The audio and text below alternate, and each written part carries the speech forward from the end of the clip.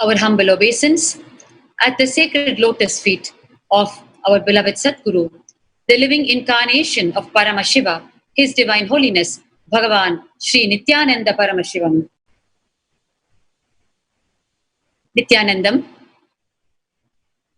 We welcome each and every one of you today for today's live darshan and today's Nithyananda Satsang from our beloved Bhagavan, the living incarnation of Paramashiva, His Divine Holiness, Bhagavan Sri Nithyananda Paramashivam. We have all been listening to the powerful cognitions, the radically transforming Hindu truths and solutions from Bhagavan, especially in the face of the global situation we're facing today in the form of the corona COVID-19 virus. And it is becoming more and more obvious to us that the only solution to be free from future such pandemics is reduce the collective negativity, which starts at the individual level. So at the individual level, it seems it is high time to get back to live with cosmic principles, in oneness with cosmic principles. And first of all, understand what these cosmic principles are and abide by them. And the Hindu solutions have always been teaching only the cosmic principles, which is why Hinduism is not a religion. It is the very science of living, the very science of living an enlightened life in oneness with the whole of cosmos, in oneness with the cosmic principles, which will give rise, which is the least intrusive way of living. Today, we have seen the peak of intrusive living into Mother Nature, and we are experiencing the peak of its repercussions. The Hindu lifestyle, which is living with the cosmic principles, is living in oneness. So it is literally the other end of the spectrum, where you move from living an intrusive lifestyle with the cosmos to living in oneness with the cosmos.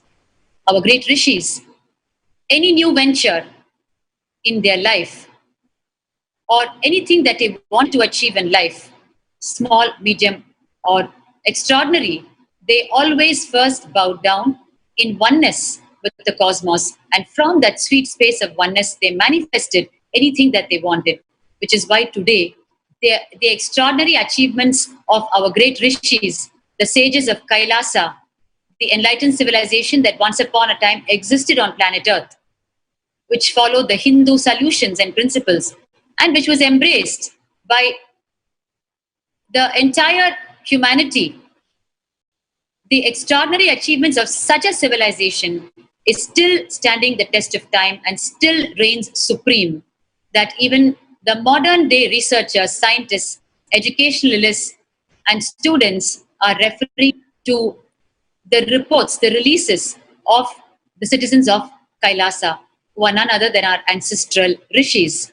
It is their samhitas, their Sanskrit literature that they have left and gone long ago that are still being referred to and being translated and deciphered to find out how to live and achieve in oneness with the cosmic principles. And which is why our beloved Bhagavan, on the face of the crisis humanity is facing today, has started the Stop the Hindu Holocaust series of talks for the ultimate benefit of each one of us. Just by stopping the persecution of Hinduism, the gain for humanity is huge. So today, we are going to continue to hear Bhagavan talking on the subject of Stop the Hindu Holocaust. Let us first listen, before we move further into today's morning segment, what Bhagavan spoke yesterday. Yesterday was an extremely auspicious occasion, the opening day of the Chittirai festival, Chittirai Brahmotsavam, celebrating Devi Meenakshi Parashakti and Lord Sundareshwara Paramashiva, who reigned in Madurai. Paramashiva and Parashakti themselves coming down as Meenakshi and Sundareshwara, celebrating the coronation of Devi Meenakshi, and her victory, all countries in all the worlds except Kailasa, and the subsequent amazing rule of Devi Meenakshi. Today is day 2 of the Chittirai Brahmotsavam, and we will be continuing to celebrate. So let us first listen to yesterday's Satsang's truths. And before that, a gentle reminder to all the viewers to kindly share this live feed in all your social media platforms. By your one share of this live feed, you will be connecting lakhs and crores of people to higher level youths, which is going to bail lakhs of people out of the situation we're facing globally today. Kindly take a minute off to share this live feed and earn the credit, the punya of connecting so many beings to these higher truths that are being revealed here and connecting them to Bhagavan himself, which will be the ultimate turning point in the life of every being. So please do share this live now.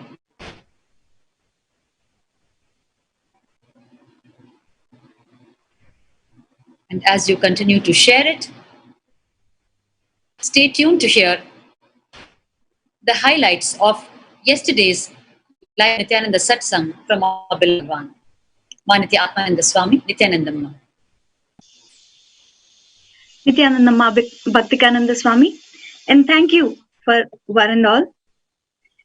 As a series of Stop the Hindu Holocaust, the Supreme Pontiff of Hinduism, His Divine Holiness, Sri Nithyananda Paramashivam, blessed the whole humanity on the occasion of Chittirai Brahmotsavam by manifesting the experience and intense power manifestation of Paramashiva and Parashakti and Devi Meenakshi Sundareshwara.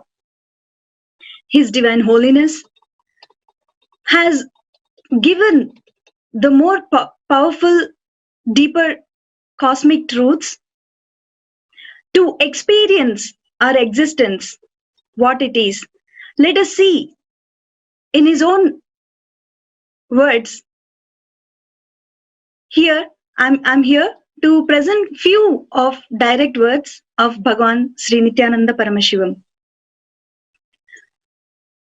He has told very beautifully, the universe itself is consciousness. Scientists are yet to catch up with the science is too young even to catch up with this revelation, to reach this conclusion. Something is consciousness, something is a matter. It is a binary logic, which is completely deluded.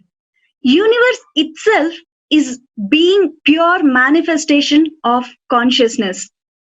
Inside consciousness, of consciousness, from consciousness established in consciousness. All of us are consciousness. Universe itself is consciousness. There is no separate force commanding, deciding other than the universe. Then we manifest only that reality in our life. If our brain stops analyzing, cognizing, we are consciousness, we are indestructible. Even during the great deluge or ice age or stone age or iron age, and that we do not perish. We manifest this reality. That is why Swamiji has insisted us to understand that we human beings understand our brain cognizes and we are consciousness itself.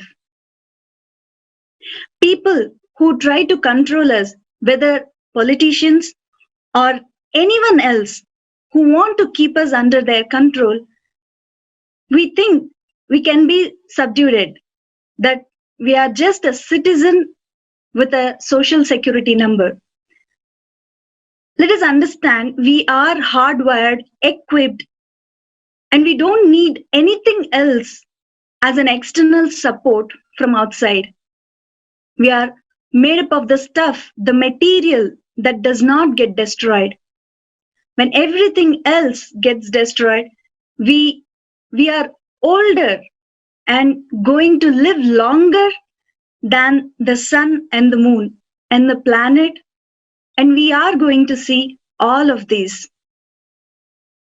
These are the very deeper truths Swamiji has given yesterday in yesterday's satsang for us to contemplate more and more, to understand our existence is nothing but a pure consciousness. We are immortal. The stuff out of which our identity is made, the material out of which our existence is created, is the most superior stuff of the universe, the best material, ultimate universe. In this universe, the whole consciousness is nothing but we. And let us all decide that we should cognize that we are consciousness. The whole civilization is in danger due to the extremely greedy and deluded human beings.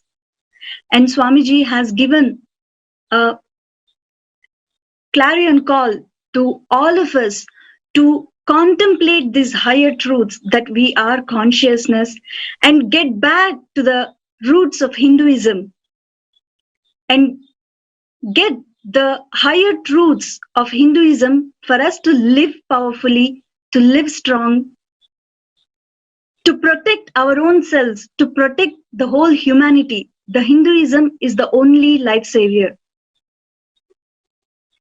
With this, Swamiji has concluded yesterday's satsang, and in few more hours, Swamiji is going to come back to give more and more powerful cognitions to us. With this, I will lead to Manitya Bhaktikananda Swami to go and give the further segment of this daily satsang. Yes. So as we prepare ourselves to hear the truths from today's live Nithyananda Satsang from Bhagwan, we move further into today's pre-satsang segment. In the past 2 to 3 days, we were understanding how the huge attack in the year 2012 was launched against Bhagwan, and how it was one of the most brutal multi-pronged attacks on Bhagwan, his sannyasis, sadhus, followers, and it resulted in 2 illegal arrests. We are now going to see how in 2012, it was in the month of April in 2012 that Bhagwan was coronated as the 293rd Pontiff of the Shyamala Pita Sarvajna Pitam, the Madurai Adinam. And immediately following that, in the month of June 2012, the entire multi-pronged attack broke out. And not only that, even when Bhagwan was in Madurai executing his responsibilities as the Pontiff, the first phases of the multi-pronged attack of 2012 started. When the false rape accuser, the NRI lady, started conniving with Suvarna television and started airing a series of false narratives against Bhagwan, reiterating her false rape accusations. And this happened when Bhagwan was in Madurai executing his responsibilities. The whole period of 2012, right from the time Bhagwan assumed the responsibility as the 293rd Pontiff, the anti-Hindu elements started preparing the multi-pronged attack. Because the moment Bhagwan went to Madurai, this series of false interviews from the false rape accuser started in Suvarna television. And then, when Bhagwan was shuttling between Kailasa and Bengaluru and the Shyamala Pita Sarvajna Pitam, the Madurai Adinam, as he was shuttling between the two, executing multidimensional responsibilities, multiple level responsibilities. And during that time, when we disciples had arranged for the press conference in Adi Kailash to release the clinching evidence that had been got to, to prove that the rape charges against Bhagwan was completely false. It was in that press conference that the second phase of the 2012 attack happened, where we saw 2 days ago how in the press conference the assassins planted themselves in the form of reporters and started executing a huge assassination attempt and violence against Bhagwan and his sannyasis. We're now going to have a very quick recap on what happened in June 2012. Before which, as we all know, in the month of April 2012, in that very same year, the coronation of Bhagwan happened as the 293rd Pontiff of the Shamalapita Sarvagya Peetham, which means one more huge Hindu enlightenment ecosystem was going to be revived, re-established, and life was going to be breathed into it by Bhagwan. Yes.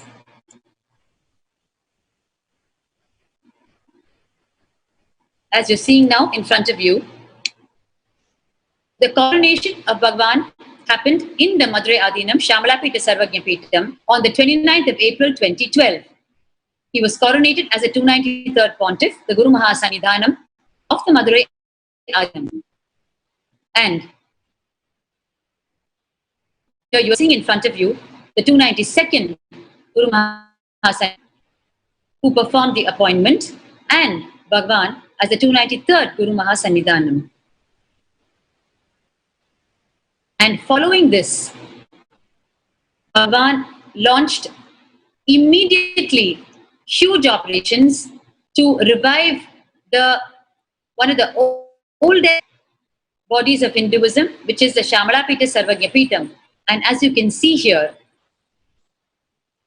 he himself spearheaded and led the entire operations of reviving the Shamalapita Sarvagya Peetham in all dimensions, starting from the grassroots level of cleaning.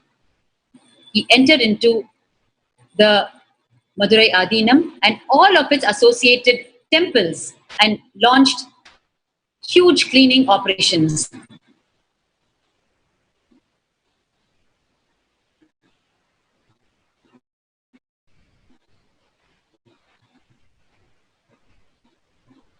And this was being watched by the perpetrator of the persecution. And the message they heard from Bhagwan's intense revival of the Shamalapita Sarvagya Peetham was that one more Hindu enlightenment ecosystem was going to be brought back to life in a very short period of time, rapidly. And therefore, they struck. So while these activities you're seeing in front of you were happening in the months of April and May,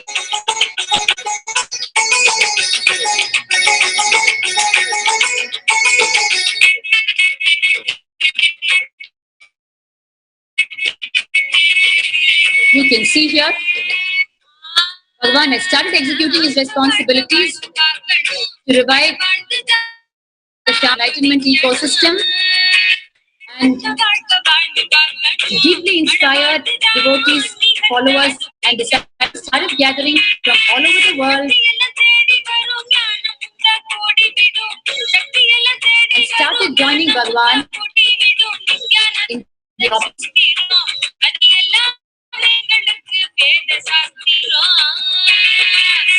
And this was what was watched and not liked by the persecutors. The temples, huge plans were in place to renovate the temples, right down to the nitty-gritties.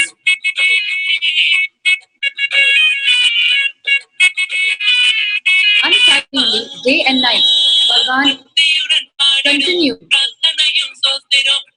to discuss and execute how to restore and rapidly the Shamalapita Sarvapitam, age-old enlightenment ecosystem that existed as part of Kailasa once upon a time. He met with the local people and became one with them and continuously worked, living in the right to rapidly achieve what needed to be done, noting every single detail of the temples of the Mother responsibilities.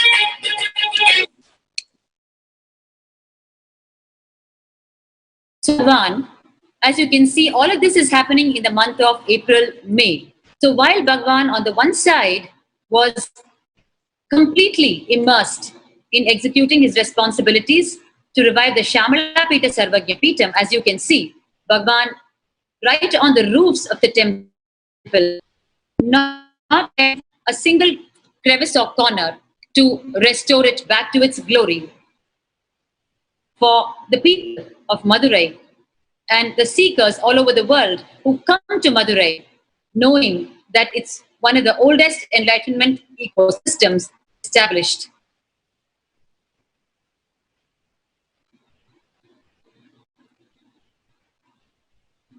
And Bhagavan was continuously bringing the authorities, the officials who he needed to work with to do the huge restoration and revival process.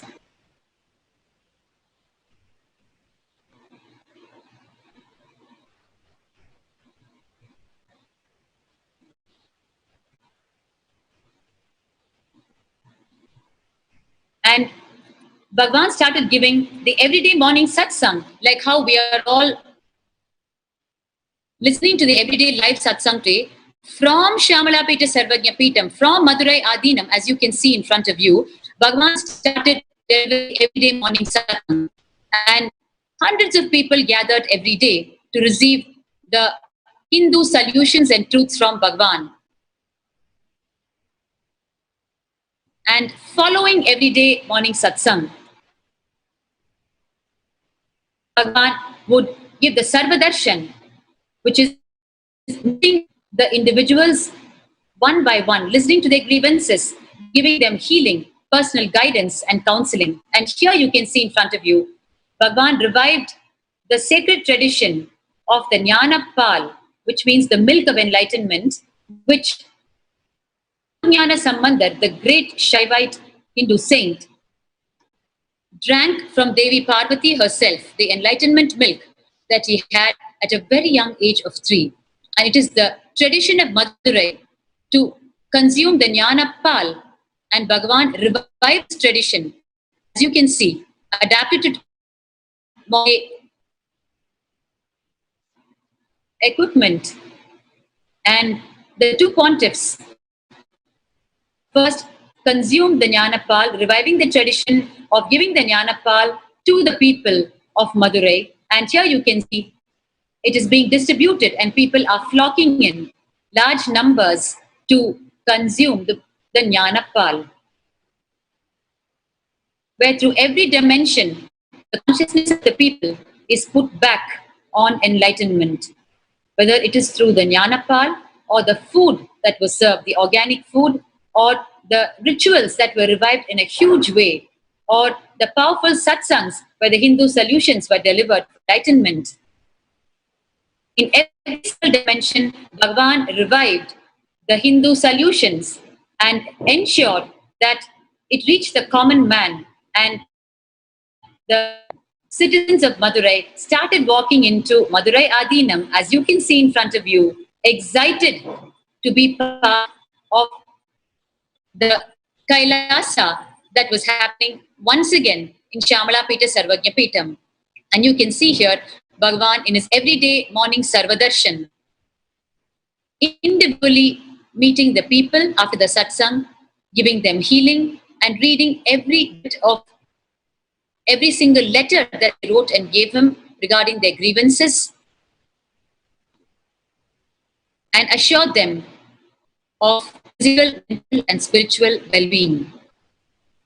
Up to the last person, Bhagavan attended to every day in spite of the back-to-back programs that he had organized for himself to rapidly re-establish Kailasa in Shamalapeta Sarvagyapeetam.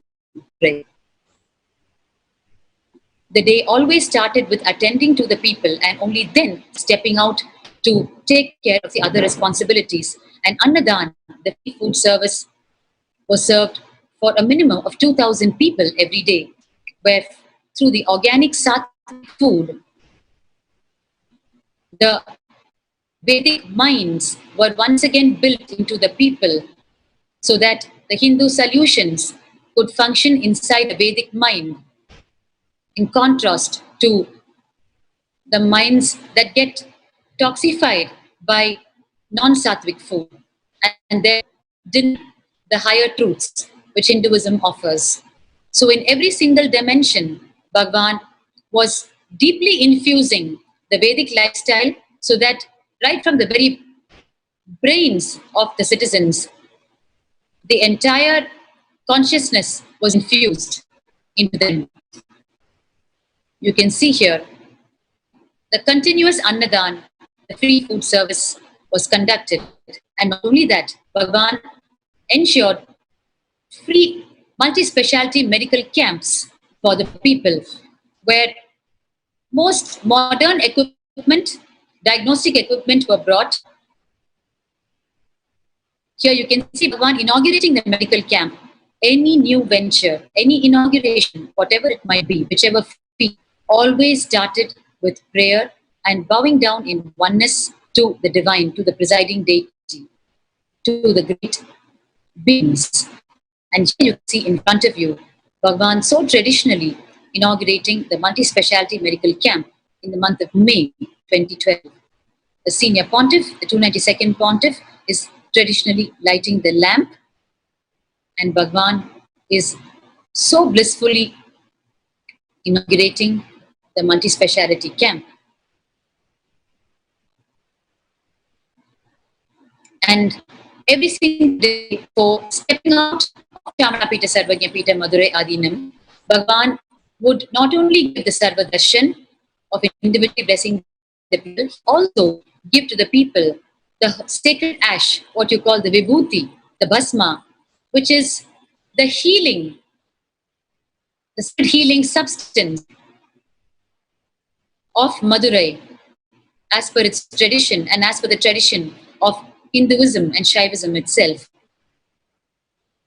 You can see here, in every possible way, Bhagavan reached out to the people to revive Kailasa, building huge hope, confidence and trust after many years for quality life and a high frequency living, which was a deep yearning in every individual unknowingly. People flocked in to the multi-speciality medical camps, and you can see here right up to the ultrasound equipment. The infrastructure was made available inside the Madurai Adinam. And you can see Bhagavan giving the Sarvadarshan, which is the individual blessings one and all after every day's morning discourse, the Nithyananda Satsang. The doctors are doing their due diligence, and here you are seeing all the Hindu leaders who came together to applaud Bhagavan's appointment as the 293rd Pontiff of Shamalapeta Sarvagyapeetam and express to Bhagavan and to the press persons who had gathered there every single day their huge bliss and excitement about Bhagavan being appointed to the Shamalapita Sarvajna Peetham because they saw a huge revival of the long lost Hindu way of living and Kailasa itself. They met Bhagwan personally and gave their press statements to make it known to the people that they are all very excited about the huge happening. And 50 prominent Hindu organizations gathered and pledged their declaration of support and protection of Bhagwan.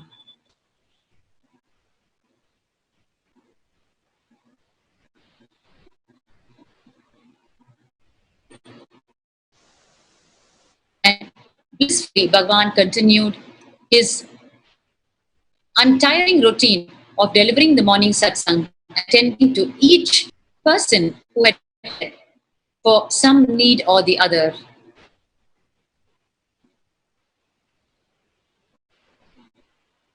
While this was happening on one side, on the other side, you can see in the very same months of April, May,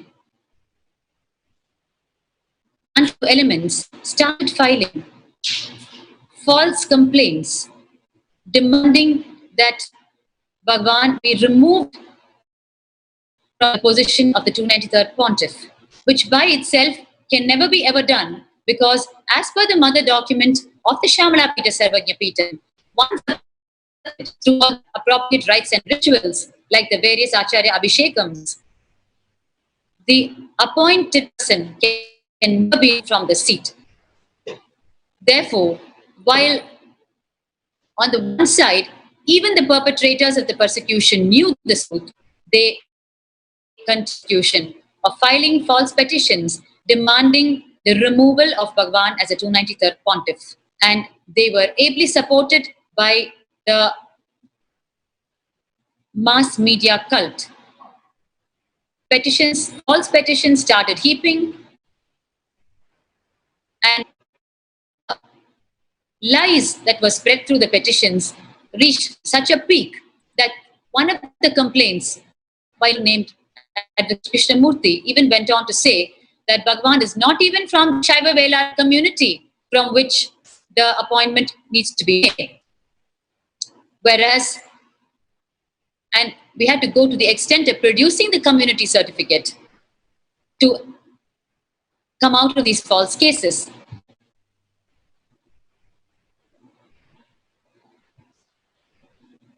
And as a result of one of the most absurd complaints by one of the anti-Hindu elements, raids were triggered off in Madurai Adinam, causing huge convenience and interference into the peaceful running of the mutt. The maliciousness of the false complaint could not be digested by anybody at that point in time, where the complainant went on to say that he had visited the Madurai Adinam, and at that time he was served holy water that was mixed with intoxicants, and that after he consumed it, he reached an inebriated state. And as he was in that state of intoxication, in front of his eyes, he saw Bhagwan and other women in compromising positions on beds made out of wet tiger skins and elephant tusks. Even for me to read it is a difficult task. The absurdity, the abusive nature, the falsity, and the extent to which the anti-Hindu elements are willing to go to destroy Hinduism, Hindu gurus, and Hindu incarnations. How could one even conceive of such an absurd complaint? And the false cases continued.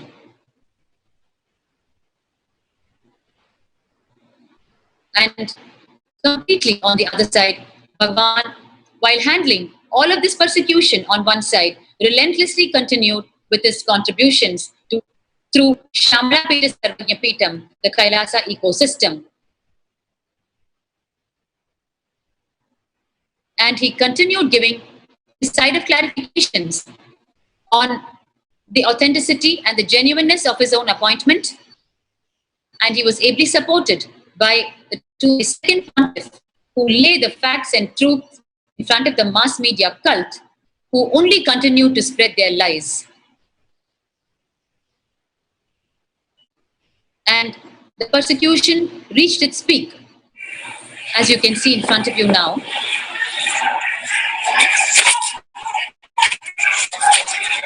Where in one of the Madurai Adinam's temples in Kanjanu, the Agnishwara temple, a huge anti-Hindu mob of 100 persons entered the very property of the Madurai Adinam, the temple property, and attacked and beat and almost killed two sannyasis,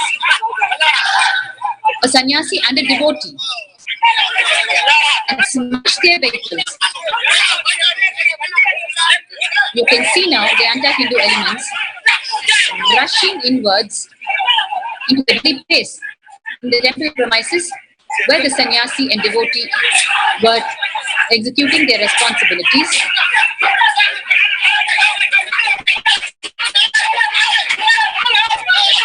You can see them smashing the vehicle of the sannyasis and beating the sannyasis themselves, as more and more people are gathering to join the attack.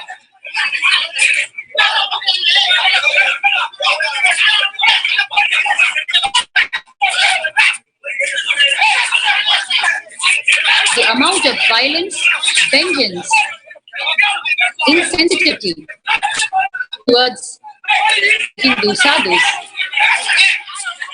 has been the pattern of the Hindu Holocaust, as you can see right in front of your eyes.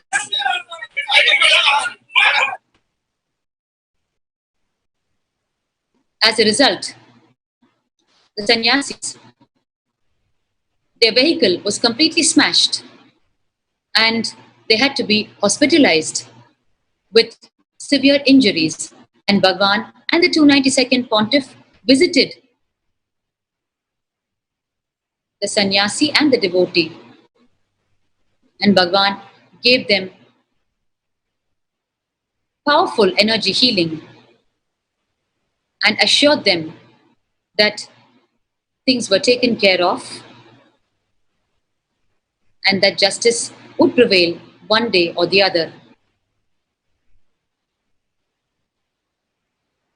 In another direct life attack on Bhagwan on the 30th of May 2012, barely 1 month after the appointment as the 293rd Pontiff of Shamalapita Sarvajna Peetham, you can see here inside the vehicle are actually sitting Bhagwan and the 292nd Pontiff.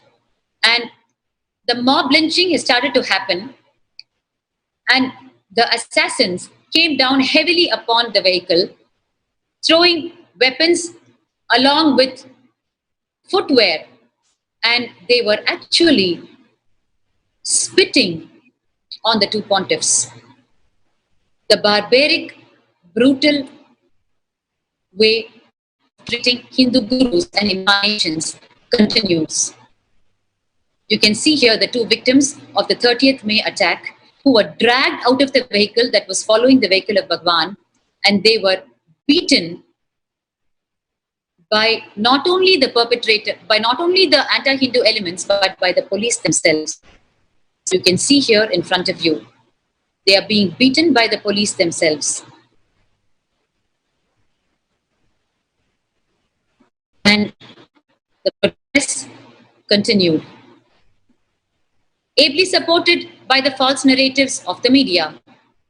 You can see here in front of you a headline saying from News India, News 18, Nithyananda can't be chief of Madurai Adinam. An absolutely baseless, derogatory, false narrative.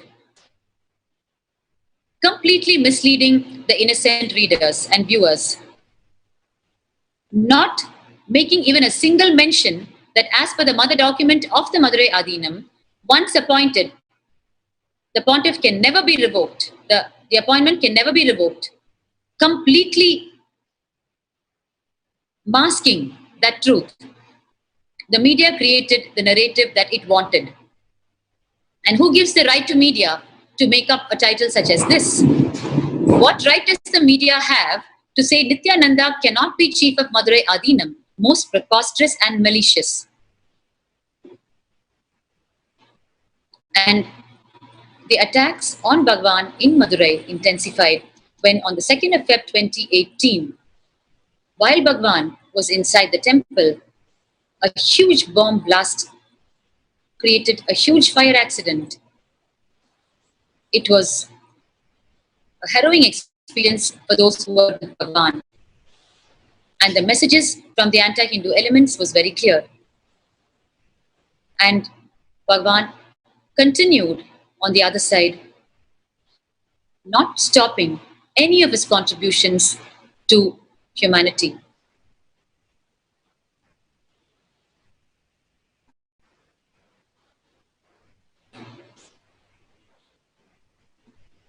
And on the 5th of March 2018, Bhagwan was barred from entering the Madurai Adinam and the temple.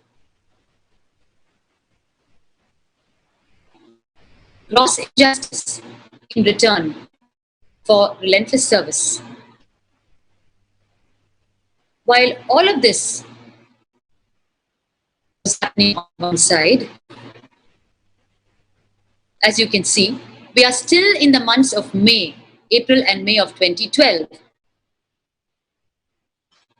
Huge activities and contributions from Bhagwan. While this was happening on one side,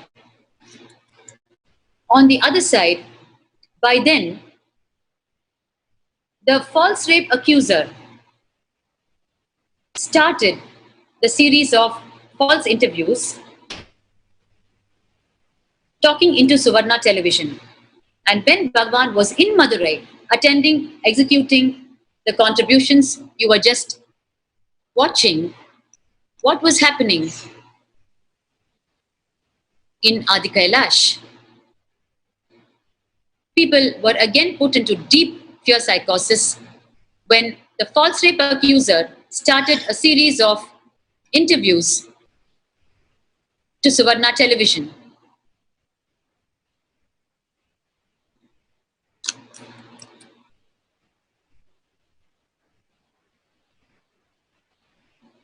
Yes. Bad enough. Bhagwan had rebuilt the entire mission from the illegal arrest of 2010, which you are seeing in front of your own eyes, the atrocities of the CID.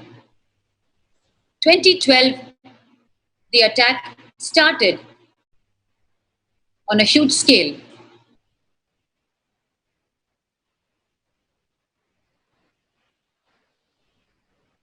And while Bhagwan was in Madurai, executing his responsibilities, the false rape accuser you are seeing in front of you, the NRI woman, started giving her interviews to Suvarna television. Her false narratives started completely spreading huge lies to the people. So while the appointment of Bhagwan happened on the 29th of April 2012, and he had to travel to Madurai to execute his responsibilities, the anti-Hindu forces started their operations as well. And this series of false interviews started on a national channel such as Suvarna.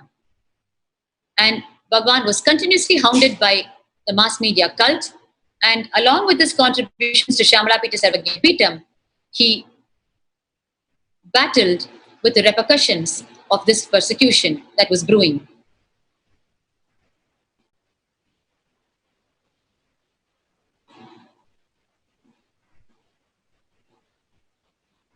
And the false rape accuser went ahead and filed a similar false rape charge against Bhagwan in various states of USA, California, Washington, and Michigan.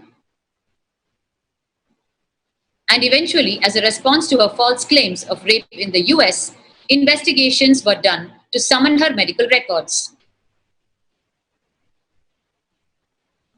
As she was claiming a case of rape multiple instances, bizarre numbers, more than 40 to 50 times. And when her medical records were summoned by the court itself, it gave shocking revelation that she was a carrier of extremely contagious 4 types of STDs, which is a sexually transmitted disease, herpes genitalia and its variations, which transferred from her to people just by mere touch or by saliva. And on the one side, she was alleging being raped by Bhagwan 40 to 50 times. Her own medical records disproved her claims because the medical test performed by Bhagwan revealed absolutely clear of such any kind of disease in him. And here you're seeing the false rape accuser giving her interviews, false narratives to Suvarna television, while Bhagwan was in Madurai attending to his responsibilities.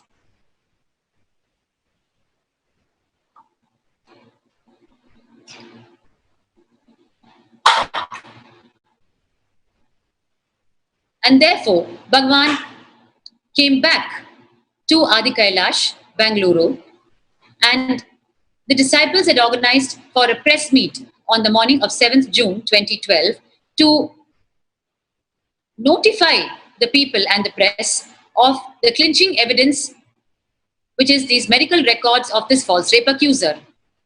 So the press meet was convened in Adi Kailash, and Bhagwan came to Adi Kailash along with the 292nd Pontiff of Shyamalapita Sarvajna Peetham, the Madurai Adinam. As you can see, they are sitting at the press conference as the 292nd and the 293rd Pontiffs of Shyamalapita Sarvajna Peetham, and the press conference is about to happen. And during the press conference, barely a few minutes into it, the very Suvarna television channel, which was just airing in the previous days, the false narratives of the false rape accuser, the NRI woman, from the very channel, unknown to us, as naive as we were, the chief editor himself, along with a group of anti-Hindu elements, under the guise of reporters, entered the press conference, and we were completely non-suspecting. And barely a few minutes after the press conference started, one of them, the chief, Ajit Hanuma Kanavar, stood up and started saying that he has in his possession a US court summon which Bhagwan has been evading, and he has come to serve the summon. The most absurd claims. First of all, there was no US court summon against Bhagwan, and a person of such a high caliber and a public figure such as Bhagwan, if he were to evade court summons, what would happen one very well knows. Multiple layers of lies were concocted, and carrying this cover, claiming it was a US court summon that he had come to serve, and that to a journalist. In which country does a journalist serve a court summon, leave alone a US court summon? And what happened after that was, when he started advancing towards Bhagwan, it became clear that they had planted themselves to execute a huge life attack against Bhagwan. And he started rapidly advancing towards Bhagwan, although he was tried to be stopped by the devotees and sannyasis. And what resulted was huge violence from the side of these anti-Hindu elements. They started brutally attacking the sannyasis and devotees, as you can see in front of your eyes. The female monks were literally molested in the name of violence. You can see here the anti-Hindu elements attacking the female monks ruthlessly and shamelessly. But the false narratives, as you can see in front of your eyes, from the mass media cult was Nithya disciples, activists clash. Multi-layered false narrative headline, and most derogatorily written, right from referring to Bhagwan's name as Nitya. Multi-layers of deliberate malice, bringing disrespect to Bhagwan, painting a completely false narrative, and poisoning the people's minds and causing a wrong propaganda. This headline, if any innocent reader reads, would think that there was some major clash between Bhagwan's disciples and so-called activists. Whereas, what is the truth? There was no two-way clash. There was one-way huge life attack from the side of the anti-Hindu elements. That should have been the narrative of this article. Whereas, it is twisted, and the false narrative that is spread, this is of course just one newspaper sample. Every single headline had false narratives that created this wrong impression in people, that there were two sides that clashed, and that always Swami Nithyananda's disciples are involved in some clash or the other. Whereas what is the truth? The truth is always Swami Nithyananda's disciples are attacked, and when they are just responding in the most natural way, requesting their anti-Hindu attackers to please steer clear, they are posed as the second side of the clashing parties, which is completely baseless and false. It becomes so necessary to explain each and every dimension of these attacks threadbare, because they have been so cunningly crafted and supported, each limb of the anti-Hindu groups feeding into each other and supporting it as a holistic operation. And it took several hours before the anti-Hindu elements left the campus. And you can see in front of you the headline that says, Nithyananda flares up on seeing TV reporter showing summons. A complete misrepresentation of what had happened. And to support it as a visual, they are showing the picture of a female monk who was actually expressing her disbelief at the brutal attack. And that expression of hers is used to show as if the Nithyananda monks were very violent in nature, and they were spreading violence and attacking the anti-Hindu elements. Too many layers of cunning strategies coming together. You can see here. You can't come and destroy us like that. After all, the sannyasis are having to raise their voice only because the attackers are not backing off. And repeatedly, we sannyasis are only saying, it is our temple, it is our home, it is our property, and you don't have the right to destroy us inside our home. And you don't have the right over our life at all, leave alone inside our home. These are the only statements that were repeated by the sannyasis, devotees, and followers. Whereas the whole thing was presented as though the violence was from the side of the sannyasis and followers, and they were attacking the perpetrators of the crime. And after this attack, the chief assassin, Ajit Hanumakkanavar, goes and files a false complaint saying that he was attacked by Bhagwan and his followers. And that was what led to the second illegal arrest of Bhagwan after the first illegal arrest of 2010. You're seeing now in front of you the second illegal arrest.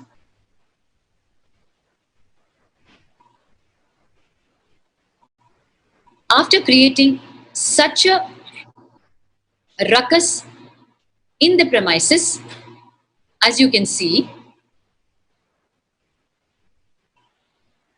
Ajit Hanumakkanavar went and filed a false complaint that led to a series of events culminating in the illegal arrest of Bhagwan himself. Before that, the attack further intensified. On the evening of 7th, they struck again.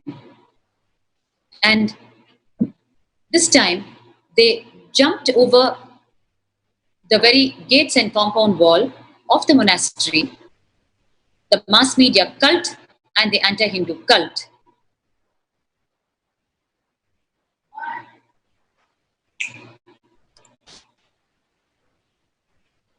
And you can hear their slogans. They're saying, massacre, kill Nithyananda. So much hate speech.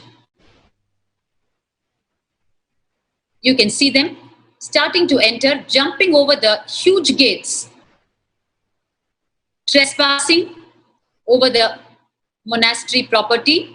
You can see huge rock-like stones being hurled into the monastery at the sannyasis and devotees, and each one of them started incurring almost a loss of their very life. You can see here one of the administrators, his head literally, the forehead literally smashed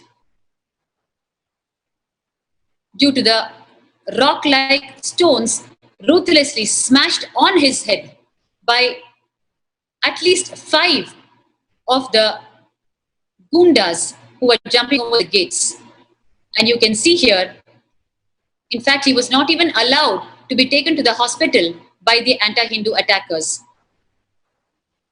We had to fight them to somehow take him to save his life. And you can see here, he is having to undergo a surgery administering 33 sutures.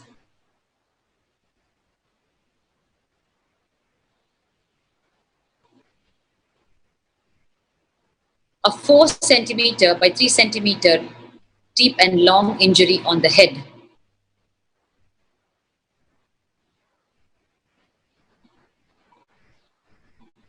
And this is just immediately after the surgery and his medical records.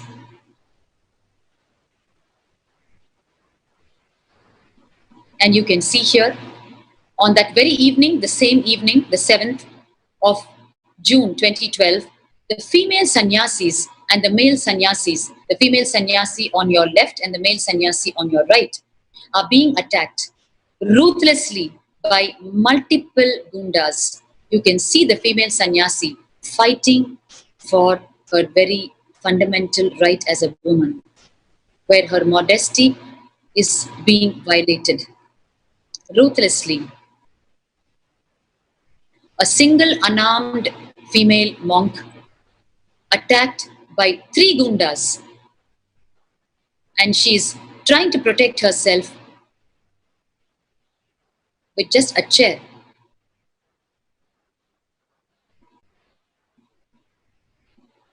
You can see the extreme violence with which the sannyasis are being attacked inside our own premises.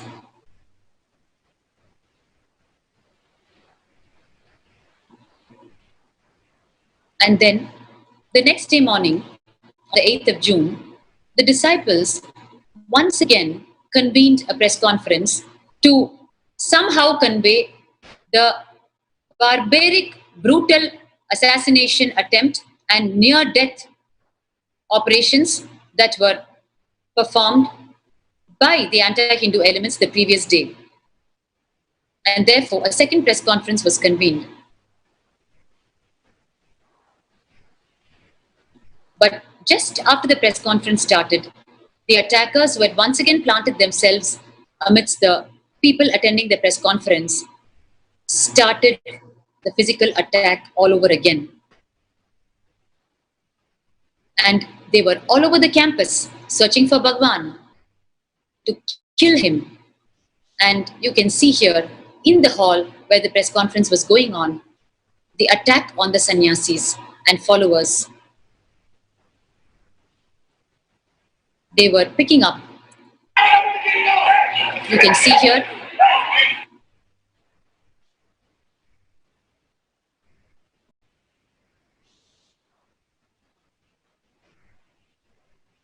even these metal dividers and chains were uprooted and used as weapons to assault us.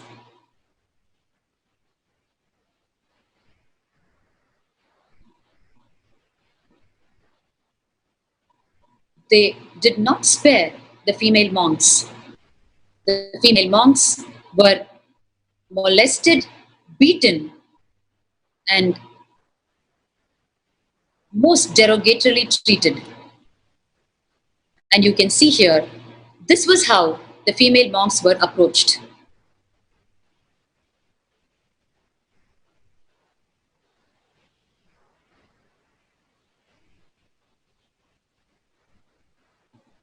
Such inappropriate advances were made towards the female members.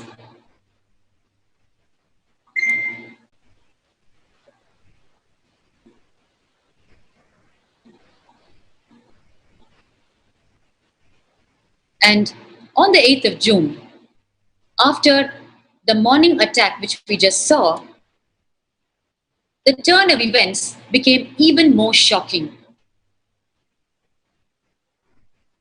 Suddenly, 16 disciples were arrested by the police, as you can see in front of your eyes. While we were the victims, Bhagwan and the sannyasis and devotees were the victims of the multi-pronged attack that started on the 7th morning and was continuing.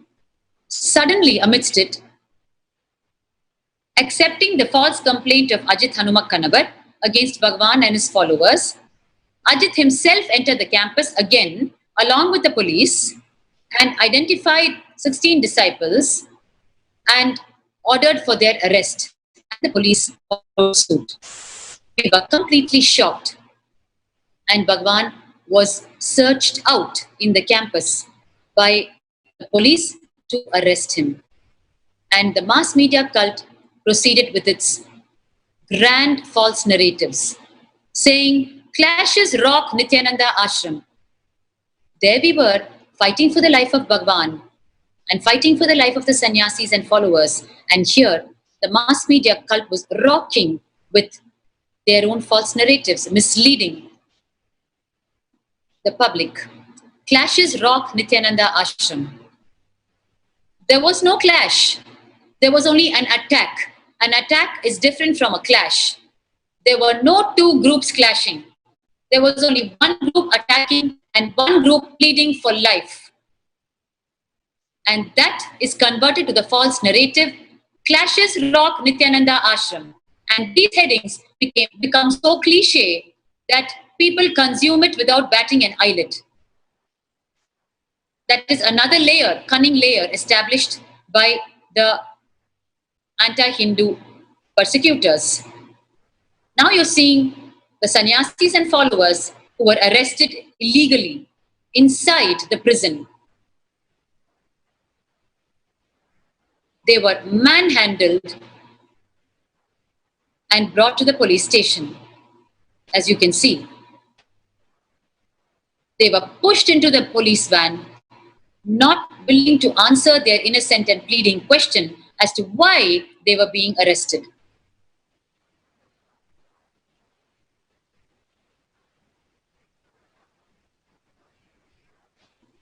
And the monastery was searched widely to arrest Bhagwan on this very false charge. And the false charge by Ajit Hanumak Kanavar was that Bhagwan and his followers were a life threat to him.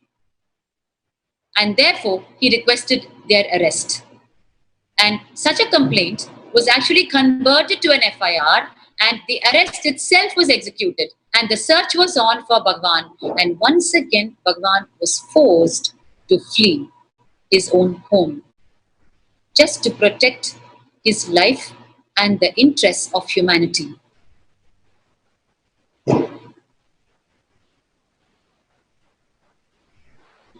The police and the anti-Hindu elements come together. And all along,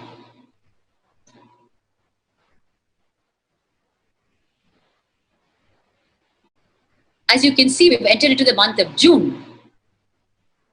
And Bhagavan was continuing to execute his responsibilities as the Pontiff of Shamalapita Sarvagnya Peetham. Hinduism has never stopped serving humanity despite the Hindu Holocaust that goes on till date. The state came heavily down and the Chief Minister announced a state takeover of the Adi Kailash Bengaluru headquarters. For what? There was no answer. The entire ashram was the victim of the attack. Why was the ashram being taken over? Nobody knew. It was reported that due to the present situation, the Chief Minister was ordering the district administration to come up with a detailed report. What report would be required under these circumstances? It is a very straightforward case where it was an innocent press conference and the anti-Hindu elements attacked, and the whole thing was made out to be a disruption of law and order and peace, and as a result of that, it was posed as though a detailed report and inquiry was ordered. The false narrative started assuming monstrous proportions, supported by various limbs of the state machinery. It became more and more astonishing that out of nothing, huge inquiries were launched. And a search seize order was passed and a curfew order was passed. And it was required to come up with a list of items in the property of the ashram and to take over the ashram to maintain law and order. The ashram with Bhagavan and the sannyasis and followers is such a peaceful, loving organization and ambience. And here the false narratives were assuming such monstrous proportions, making the people believe that the ashram had to be taken over to maintain law and order. Why don't you just push out the assassins? Then there is no situation. That is the only situation. So a huge law and order issue was created out of the attack by the anti-Hindu elements. The multi-layered cunningness could not be digested. And all along, Bhagavan was continuing to serve in Shamalapita Sarvagnya Peetham. And the ashram was sealed. And the arrest of Bhagavan was ordered for what? For no crime committed, for being the victim of an assassination attack. And a search and seize on the ashram and temple property was issued. What for? Nobody knew. In fact, so much infrastructure, property was completely damaged during the attack of the 7th and 8th by the brutal assassins. And thirdly, seal of the ashram, of the monastery was ordered. That was the peak of the persecution. The ashram being sealed for what? For being victims of the attack, and an enforced curfew was ordered, which meant that no 4 people should congregate inside the ashram, which means no worship, no joint worship. It was the most malicious orders one could imagine. While Bhagavan and his followers were the victims of the entire attack, they were under curfew and they could not even meet as 4 in a family inside their own home. And if they did, there were police executing the orders who would push them away. And the mass media cult reveled in its narratives, gleefully reporting that CM orders sealing of Nithyananda Ashram. The headline, it just loves to float.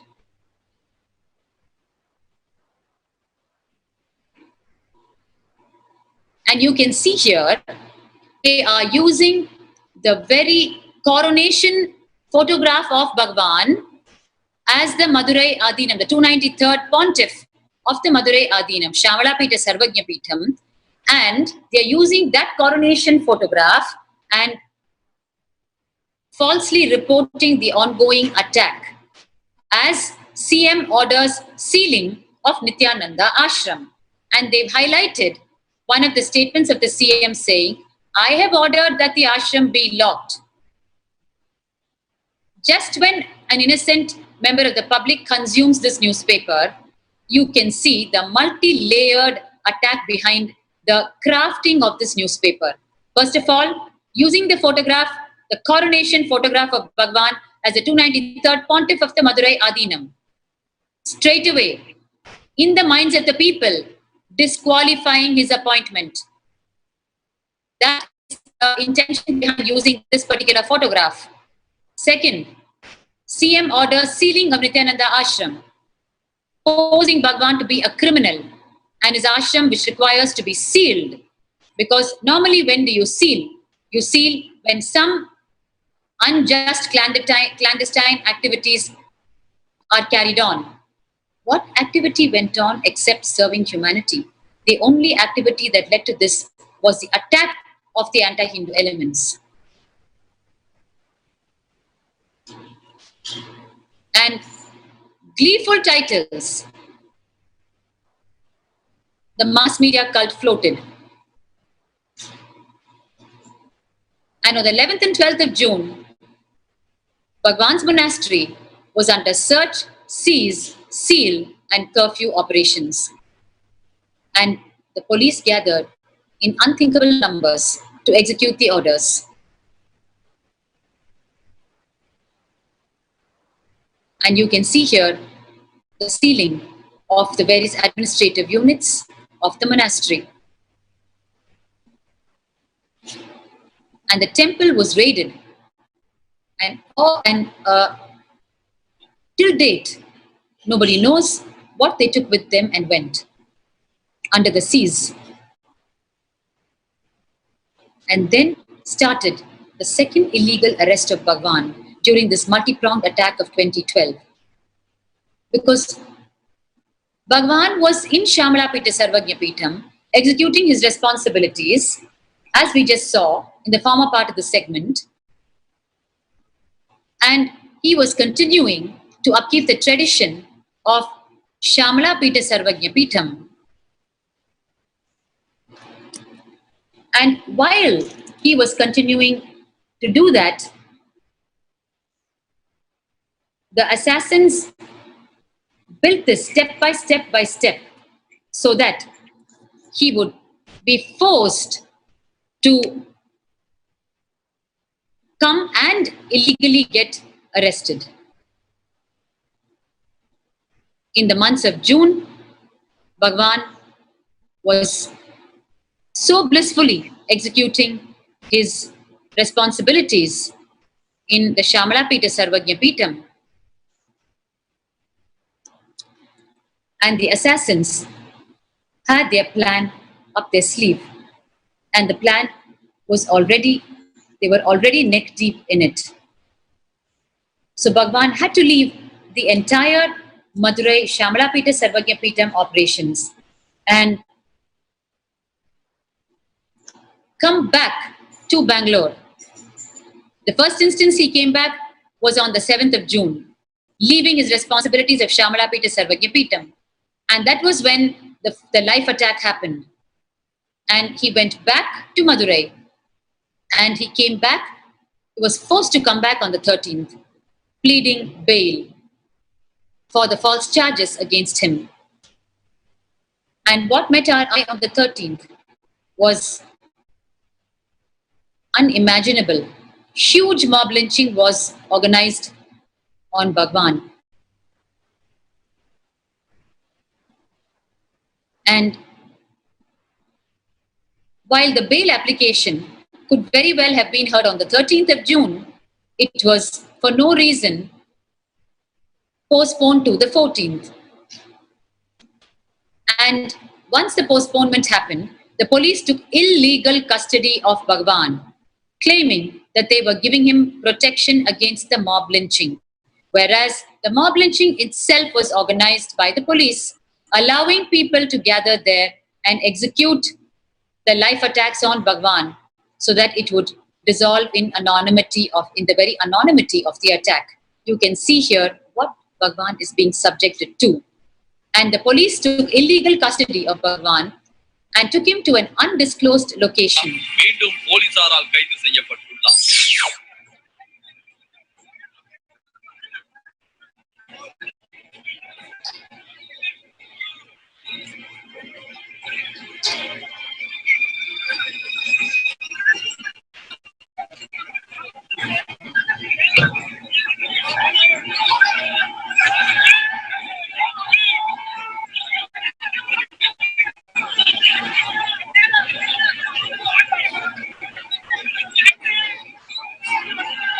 Huge mob lynching.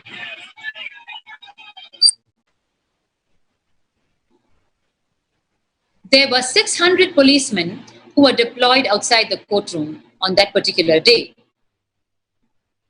When Bhagwan was taken to an undisclosed location, and the disciples had absolutely no knowledge why and where he was being taken, whereas the information given to them was they were taking him due to the huge mob lynching to give him protection. They were actually illegally arresting him, and they kept him in an undisclosed location. And the followers and sannyasis had their hearts in their mouth, not knowing if Bhagwan would return dead or alive for the bail hearing on the 14th.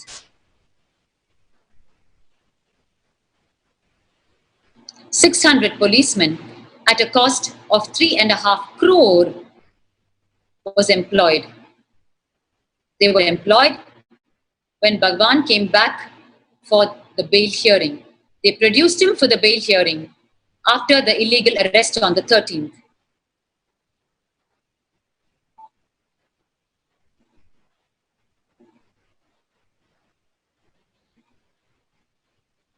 And while the bail was granted on the 14th,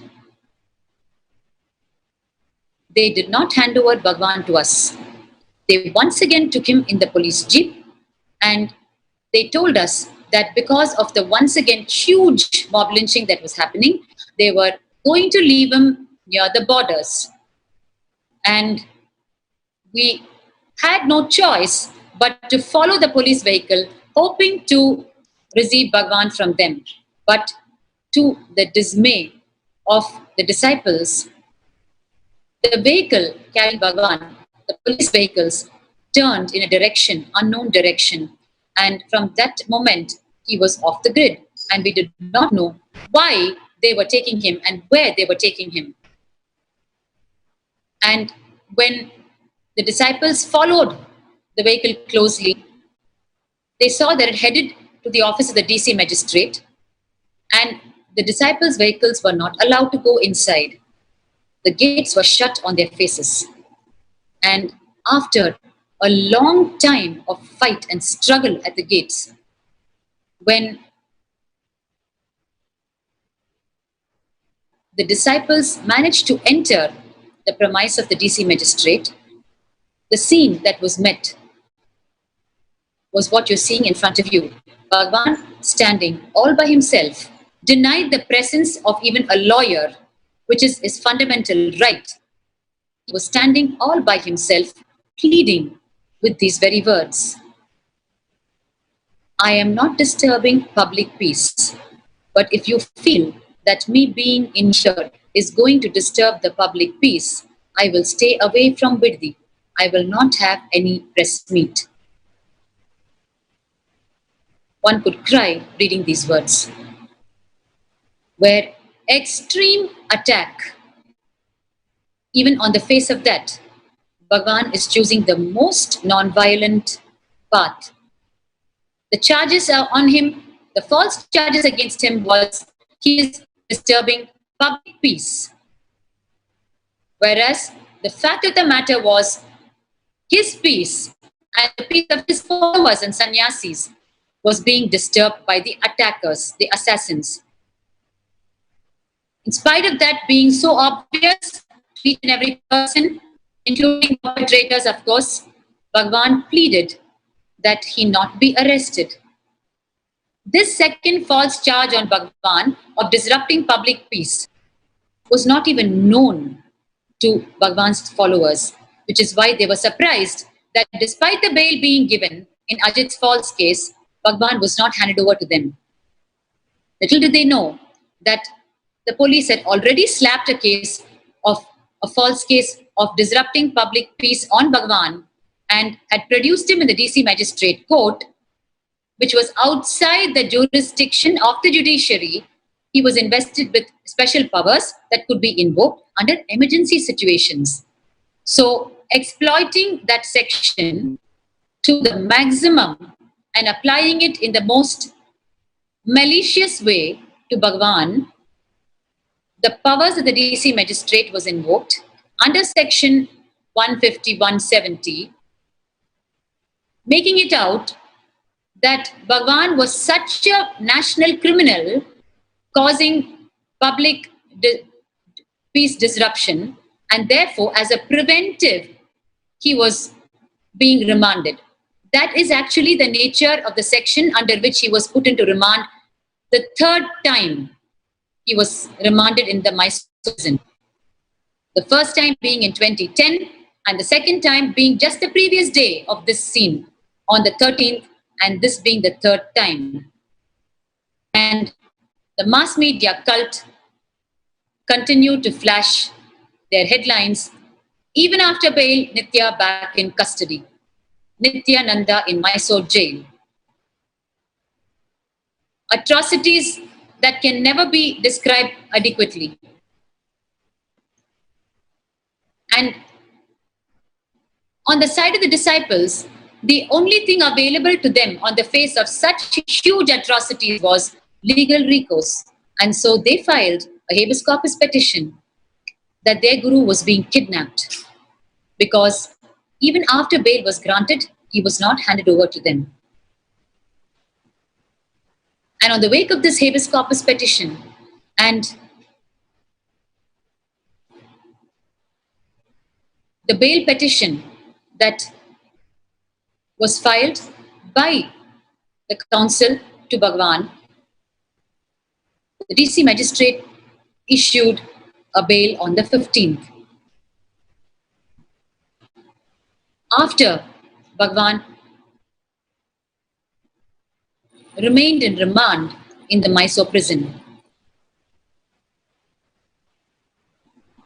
So what was this section 107 and 151 that was slapped on Bhagwan as false charges, and because of which he was illegally remanded for the third time? We need to take a deep look into this to understand how the extent of the Hindu Holocaust happens. These sections 107 and 151 of the Code of Criminal Procedures deals with security for keeping the peace, and it allows the executive magistrate to invoke these sections if he has information that a person is likely to commit breach of peace or disturb the public tranquility in any way, and is of the opinion that there is sufficient ground for proceeding. You need to look at these words very carefully. It says the DC magistrate can only invoke this section 107, 151 and remand a person if the accused is likely to commit breach of peace. Is Bhagwan likely to commit breach of peace? He has landed on the planet as the very peacemaker of humanity, who pleads through non-violence when he's on the brink of being remanded. And it says the executive magistrate can invoke this section if the accused has the potential to disturb public tranquility. When Bhagwan is inside his own home conducting a press conference, the attackers jump over the compound wall and try to execute an assassination attempt on him and go ahead and spread violence in his own home and almost kill his sannyasis. And here, what are the sections being raised against him based on which he's being arrested? The section that says he has the potential to disturb public tranquility.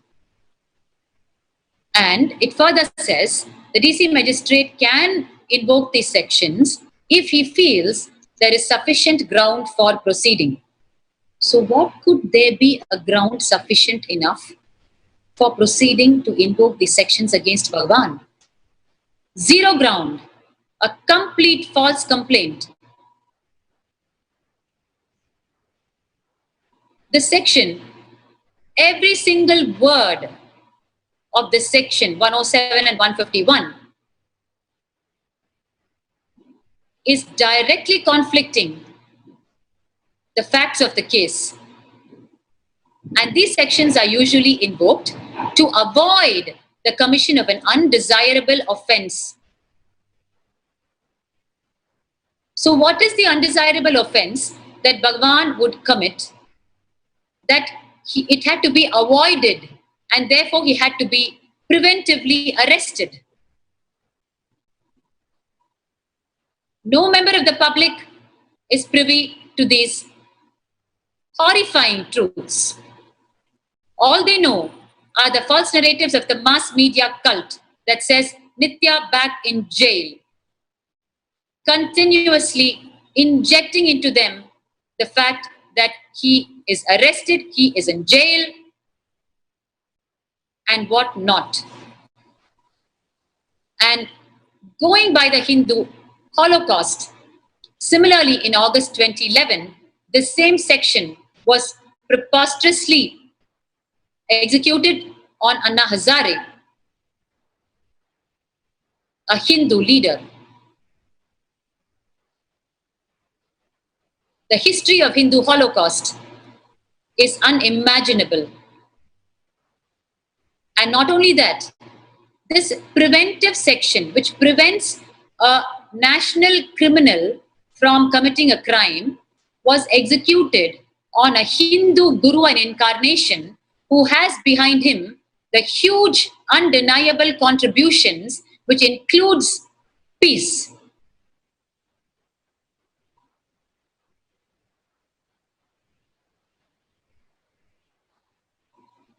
The profundity of the attack through this invoking of the section 107, 151, and not only that, before we move to this section actually requires the very signature of the accused to concur that he is of such a potential threat that he himself accepts that these sections may be invoked against him.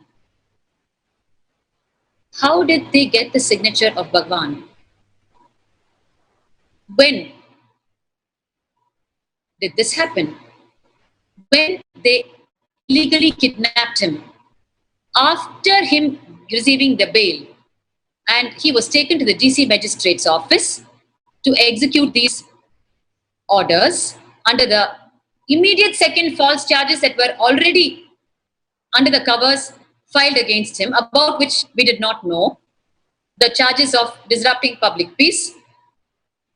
In that very vehicle, during that journey, they threatened him for his very life and forced him to sign on that paper, literally holding him to gunpoint.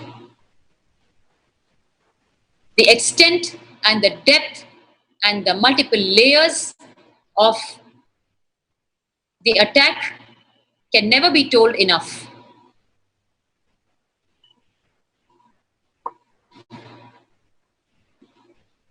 And here in front of you, you are seeing that the judiciary actually reprimanded as to how these sections 107 and 151 could even be invoked against Bhagavan. As you can see, it says, this court is not able to understand as to how the police officer could register the case for the offences under section 107, 151 while those sections do not even deal with any offense. And it has deemed the very third illegal remand of Bhagavan, illegal arrest of Bhagavan, as illegality in proceedings. But what is the use? Bhagavan is already in the Mysore jail.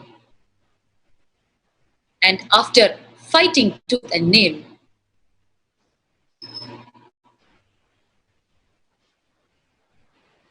he was brought out. And he once again continued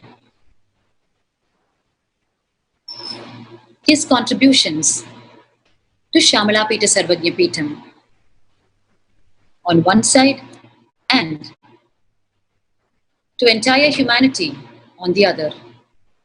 You can see here in front of you. Unless the Hindu Holocaust is discussed threadbare, bit by bit, its depth and the layers of cunning strategy and the crafting of the persecution, step by step, can never be understood. Watch here in front of you.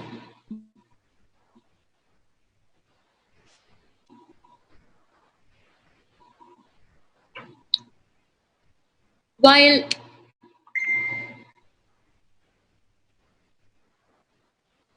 the purpose of law is to protect the people, uphold the justice, and maintain peace. In the normal course of law, police takes action against the offender to protect the victim. Whereas what happened in the case of Bhagavan, the state dumped all of its laws and procedures and used public machinery to persecute, where a militant group was mob lynching Bhagavan and his community, and the state police, instead of protecting them, arrested Bhagavan and the community and proudly posed with the attackers in front of television cameras, where the state police and the assassins proudly posed in front of television cameras to feed anti-Hindu media propaganda. As you can see, while all this was happening, the state simply facilitated it, dumping all laws and procedures, and therefore it became possible to treat the sannyasis and followers and Bhagavan such.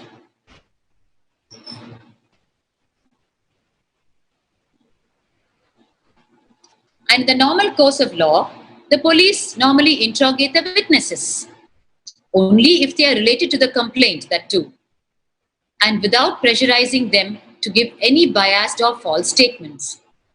But here, in the case of Bhagavan, police pressurized women within Bhagavan's own community to give false complaints against Bhagavan.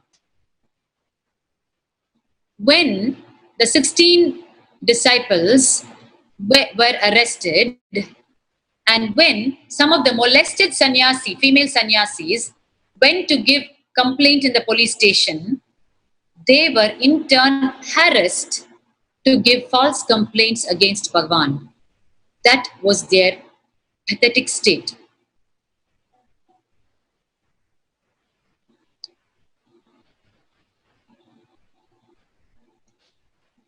While in the normal course of law, the state doesn't abuse its own power given by the democratic constitution, and the state does not waste any public money, and the use of discretion is only for the purpose of delivering justice and not for persecuting. What happened in the case of Bhagavan, in the persecution against him? The temple jewelry was seized illegally and was never returned, a gross abusal of state power. Second, the abused community comprised females and children. Third, The temple itself was raided and sealed. Fourth, it was a huge message and threat for the peaceful community to disperse, disintegrate, or die or flee. And fifth, while the state money is not meant to be wasted because it is public money, here 3 to 3.5 crore was spent on just executing, parading Bhagwan like a criminal through a 600 battalion police. Just to achieve this end result, to show him like a criminal, 600 police were deployed, spending 3 to 3.5 crore rupee. Every single purpose of the state law was flouted.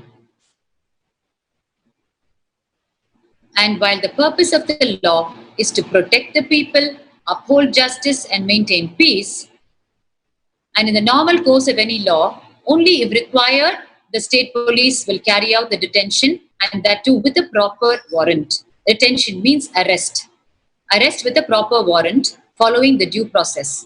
Whereas, in the case of Bhagwan, even after he got the bail for the false case of the assassin, like we just saw in 2012, the state broke all the laws and kidnapped him to an illegal, off-the-grid, undisclosed location and tried to assassinate him. And he was even tried to be fed poison during the illegal detainment.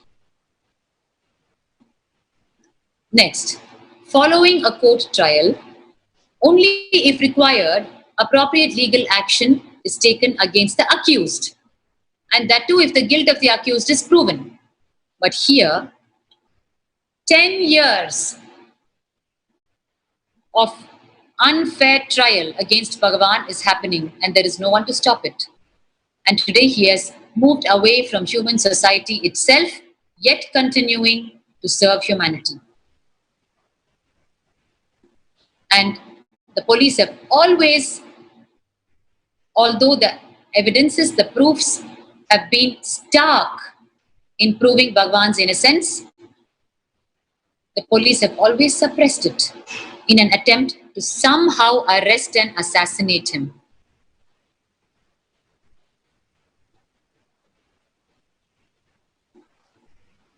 The summary of the lawfare that was executed against Bhagwan in 2012. What was said through the mass media cult's grand false narratives is, His Divine Holiness is disrupting the peace of the public. But what actually happened was, police was disrupted. The peace was disrupted inside Bhagwan's own home, and his own monastery, his own home, was vandalized and sealed. And where is the element of public peace in this?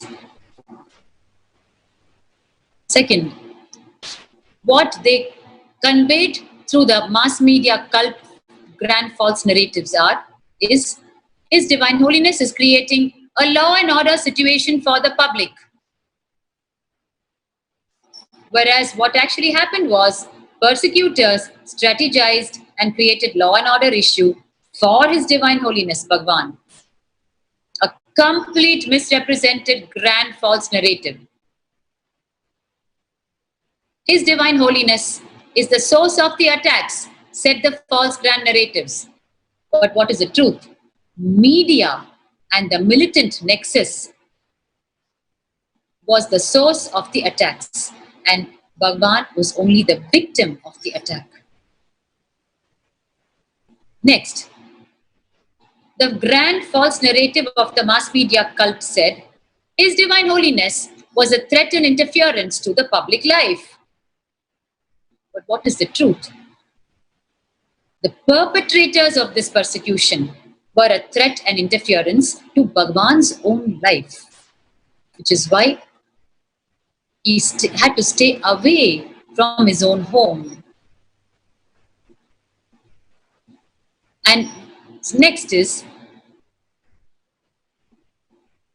The grand false narrative said the entire state of Karnataka was suffering a law and order situation because of Paramahamsa Nithyananda, and therefore he needs to be arrested and jailed. What a preposterous news.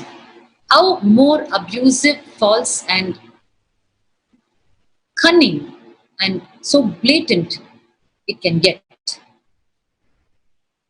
And the truth is, Bhagwan's premise was attacked by the conspirators, and neither was he protected, and nor were the criminals arrested.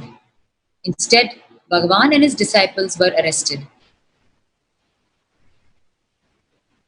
And the next grand false narrative said, they arrested His Divine Holiness, disciples saying, we may create law and order situation for the public.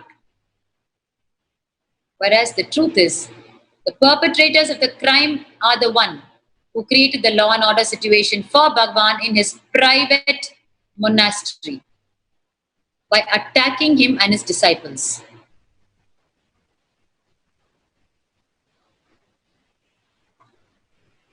If we juxtapose and see how in 2012, while Bhagwan was serving in the Shamala Pita Sarvajna Pitam, if we go back and see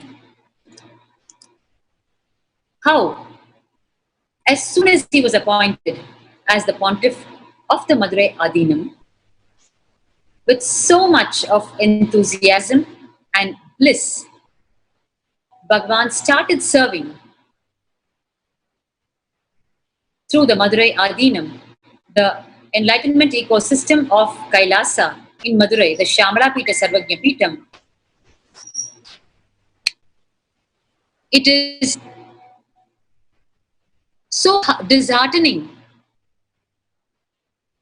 that parallelly to stop and destroy Bhagwan and his ongoing contributions to Hinduism and empowering of individuals, the persecution happened parallelly.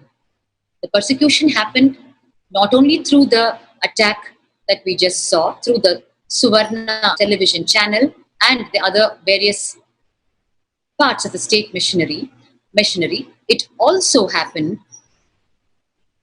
as false complaints and live attacks in Madurai and surrounding areas by the anti-Hindu elements. So therefore, right from the time Bhagwan was coronated as the 293rd Pontiff of the Shamala Pita Sarvajna Pitam, the Madurai Adinam, while he so blissfully accepted the responsibility, it was fighting for life from the word go.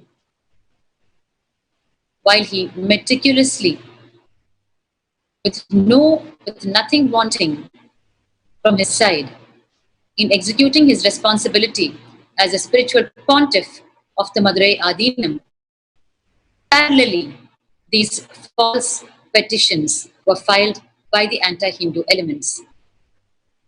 These court papers continuously dotted the life of Bhagwan and his disciples. And complete clarifications were needed from the side of Bhagwan in parallel with his mounting spiritual responsibilities in Shamala Pita Sarvajna Pitam to revive Kailasa. In parallel with all of that, Bhagwan was continuously harassed by these false cases. But one could not take the smile away from Bhagwan, the joy he experienced in serving the people. On the one side, raids were conducted in Madurai Adinam, triggered by the false complaints, and that was consumed, and mass media cult was continuously airing these false complaints, not as false complaints, but as genuine complaints that were demanding the removal of Bhagwan as a 293rd Pontiff because he was a criminal. It was complete persecution on all sides amid complete contribution that was happening from the side of Bhagwan.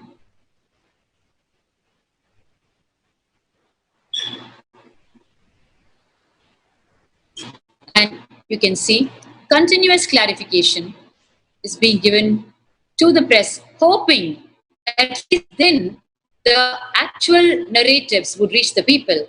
But it was wishful thinking. The narratives remained. The false narratives remained. And you can see here, once again, while the persecution was continuously happening in Madurai and in Adi Kailash, and globally through the internet, Bhagwan's contribution continued.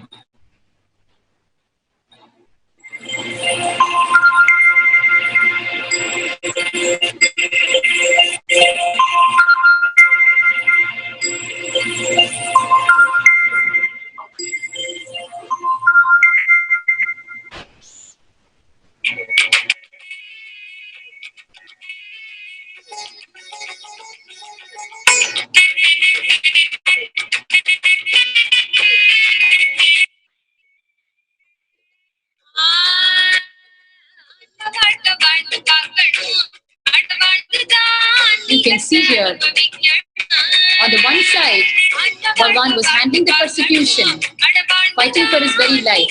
On the other side, the very months of April, May, June, July, August, September, right up to October, and thereon, on the one side, his contributions happened so cheerfully, and on the other, false petitions and the false cases were dealt with untiringly.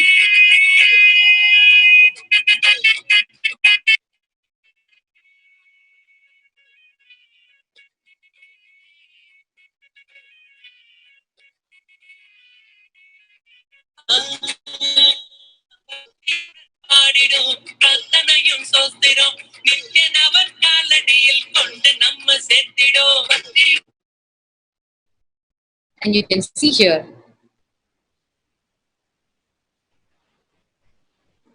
Bhagwan himself spearheading the major cleaning operations, the restoration operations, is seen here along with the 293rd and 2nd Pontiff, where he is addressing the micromanaged nitty-gritty details for reviving the Kailasa enlightenment ecosystem from the grassroots level of starting with the very buildings of the great monastery and the temples.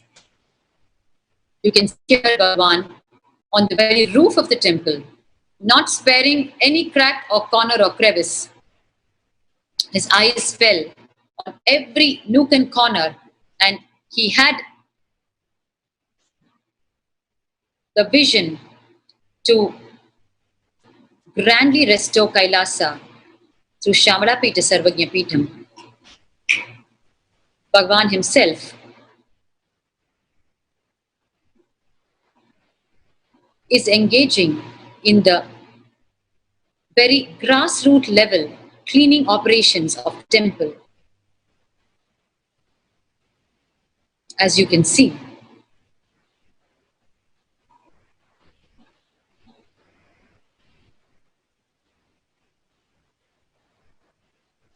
we are celebrating the Chittirai Brahmotsavam, the flagship festival of Madurai, of Devi Meenakshi, Parashakti, and Lord Sundareshwara, Paramashiva. And Bhagwan is the 293rd Pontiff of the Shamalapita Sarvagnya Peetham in Madurai. And these are the days in 2012, which you're seeing now, soon after assuming the responsibility of the Shamalapita Sarvagnya Peetham. Bhagwan went to grassroots level. Here you can see him not only cleaning but addressing the authorities and officials. How he intends to restore and revive Kailasa. explaining every single nitty-gritty detail to his sannyasis, followers, devotees, disciples, officials, and authorities.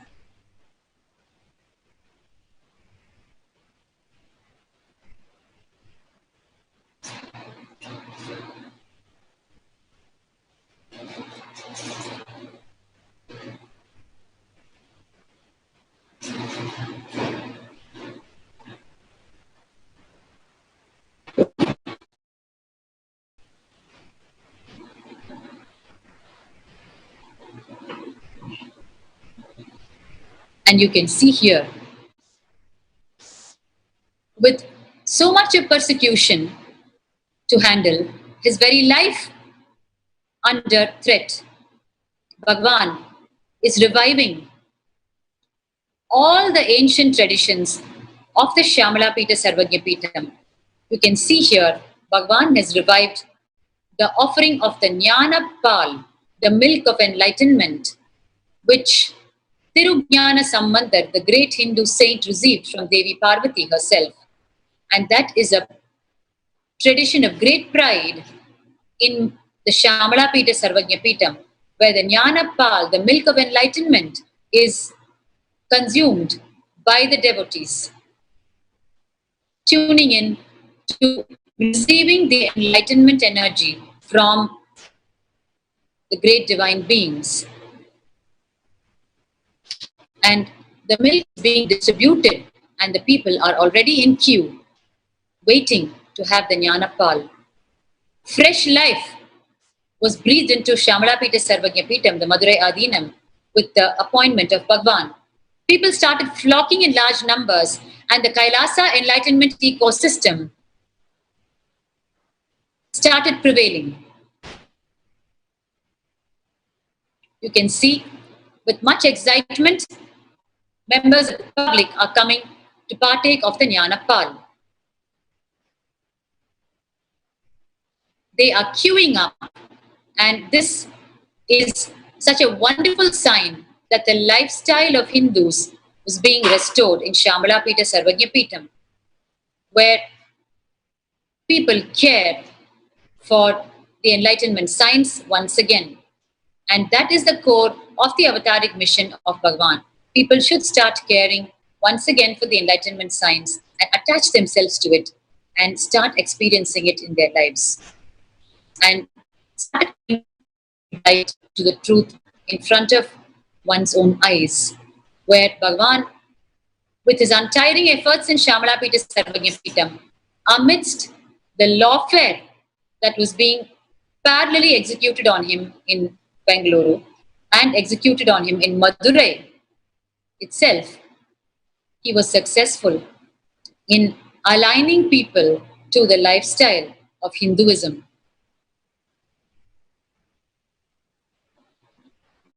Bhagwan is in Sarvadarshan, attending to each and every person, listening to their grievances, reading every letter that they write and give him, blessing them and giving them free spiritual gifts, and offering Annadan untiringly at Shyamalapita Sarvajnapitam, organic sattvic food, which is holistically important to enter the superconscious zone of living. Every single day, a minimum of 2,000 people were fed through the Shyamalapita Sarvajnapitam. Every single meal was served with so much care and love for the people. The Kailasa enlightenment ecosystem in Madurai gained life after hundreds and thousands of years.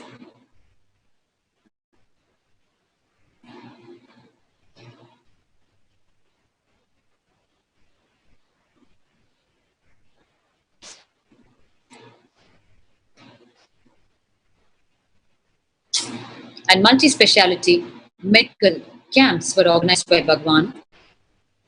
Modern equipment for diagnosis and competent doctors You can see Bhagwan and the 292nd Pontiff inaugurating the medical camp.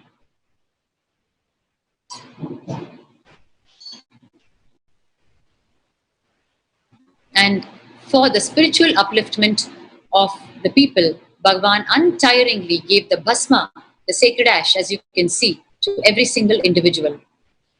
Seated as the 293rd Pontiff of Shyamala Pita Sarvajna Peetham.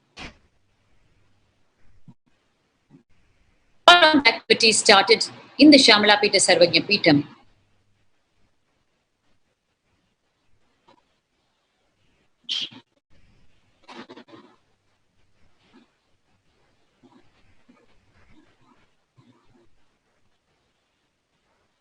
Competent doctors, multi-specialists, specialists, and of course, all the Hindu leaders came together and applauded Bhagwan's appointment as the 293rd Pontiff and pledged their support and commitment to him. 53 prominent Hindu organizations gathered to pledge their support and protection to Bhagwan. But of course, on the face of the huge Hindu Holocaust, it was redundant, and Bhagwan was illegally arrested 2 times during this very period.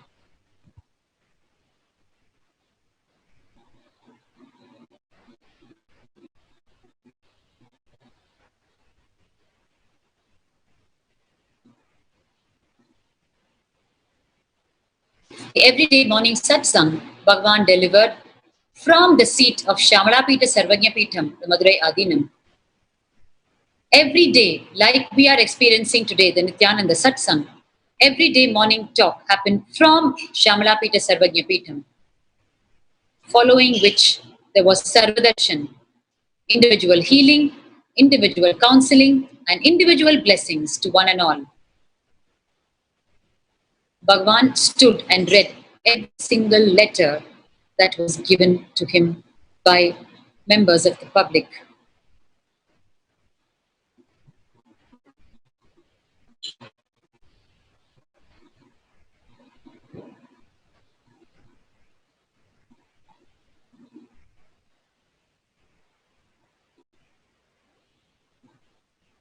And parallelly, the persecution continued.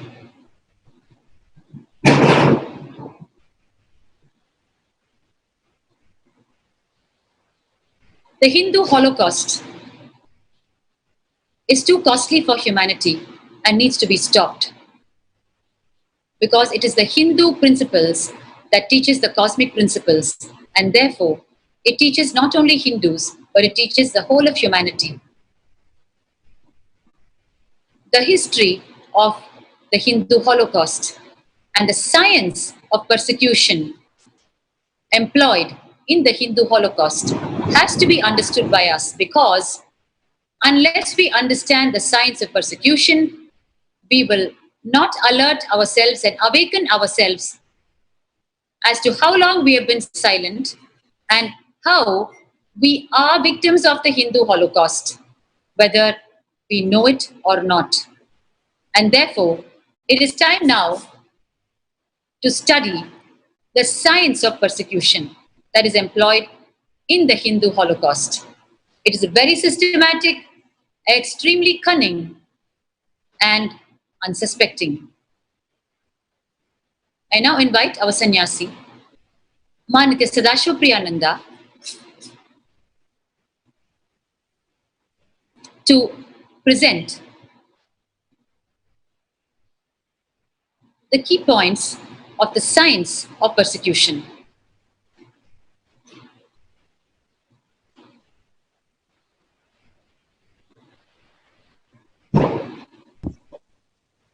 Nithyanandam. Thank you, Ma Bhaktika Swami.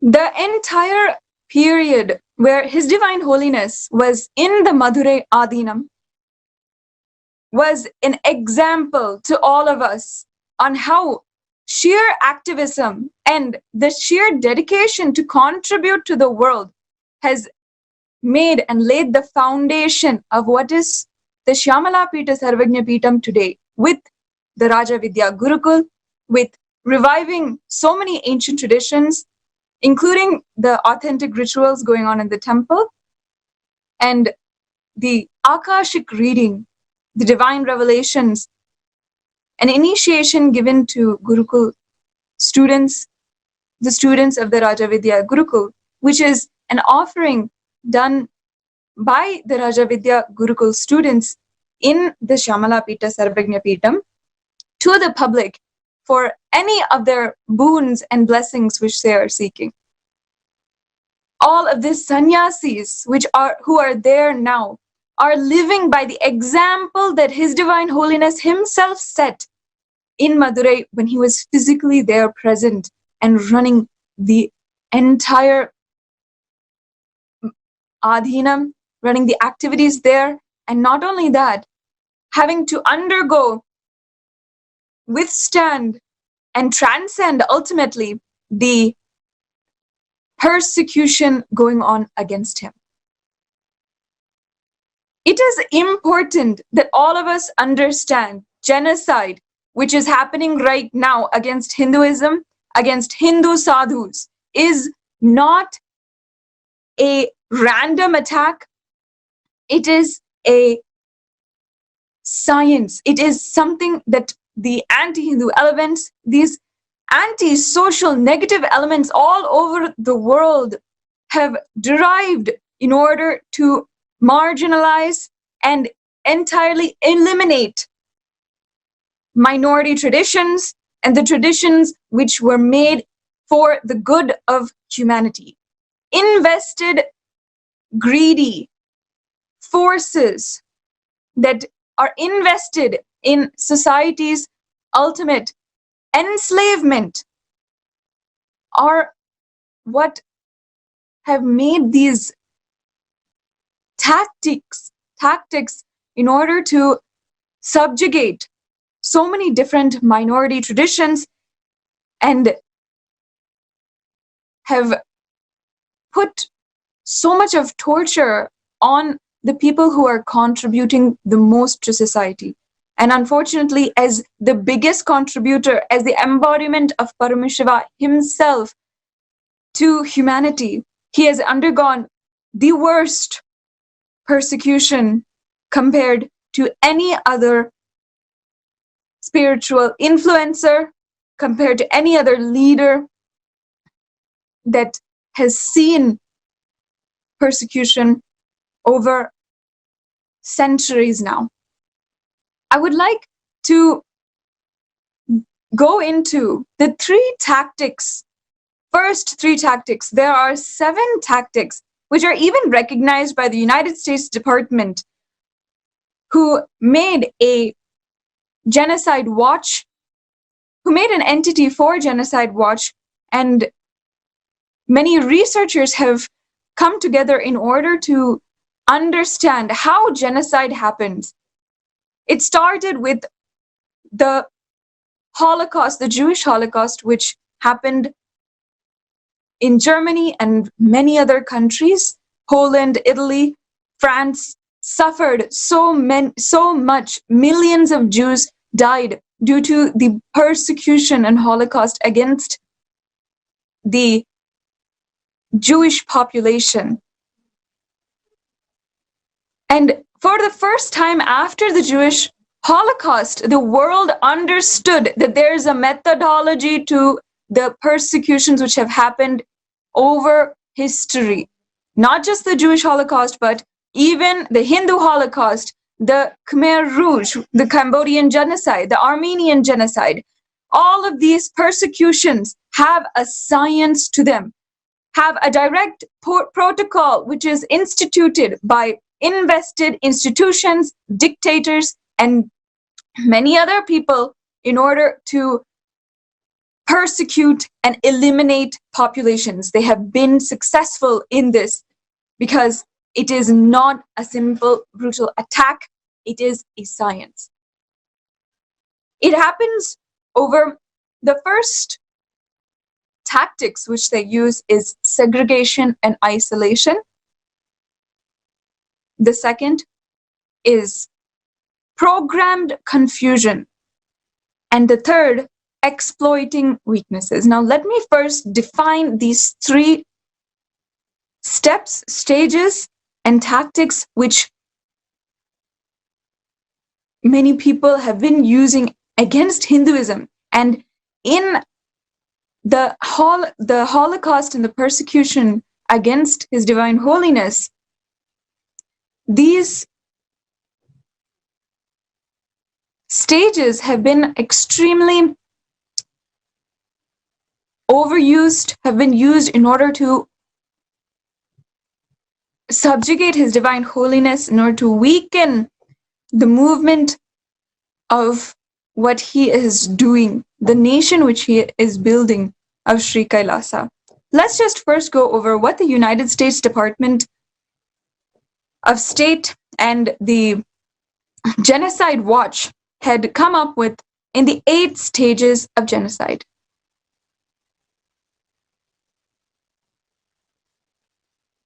Among what they have done is research exactly how different genocides have worked all over the world. One of the researchers is Gregory Stanton, who actually founded the Genocide Watch and then was played a key role in making this 8 stages of genocide in the United States Department. Now, for today, we only have time to go over just what these 8 stages are. And then in the following pre-satsang and introductions to satsang, as we are going forward, we will go into how the anti-Hindu elements, anti-social elements, caste supremacists have used these tactics in order to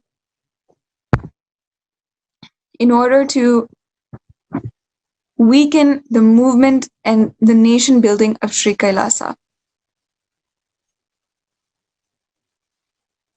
As it is read in the slide here, the science of genocide was first conceived and published in a model in 1987 itself. In 2012, 2 additional stages were added, the discrimination and persecution stages as well, making it a 10-stage model of genocide. So let's go to the first stage.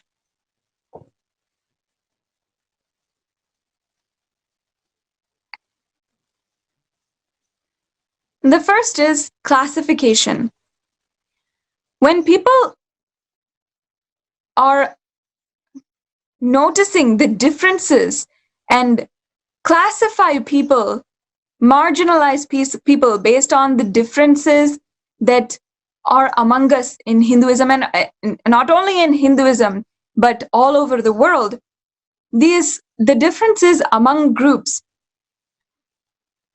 are used by people who want to take power over another.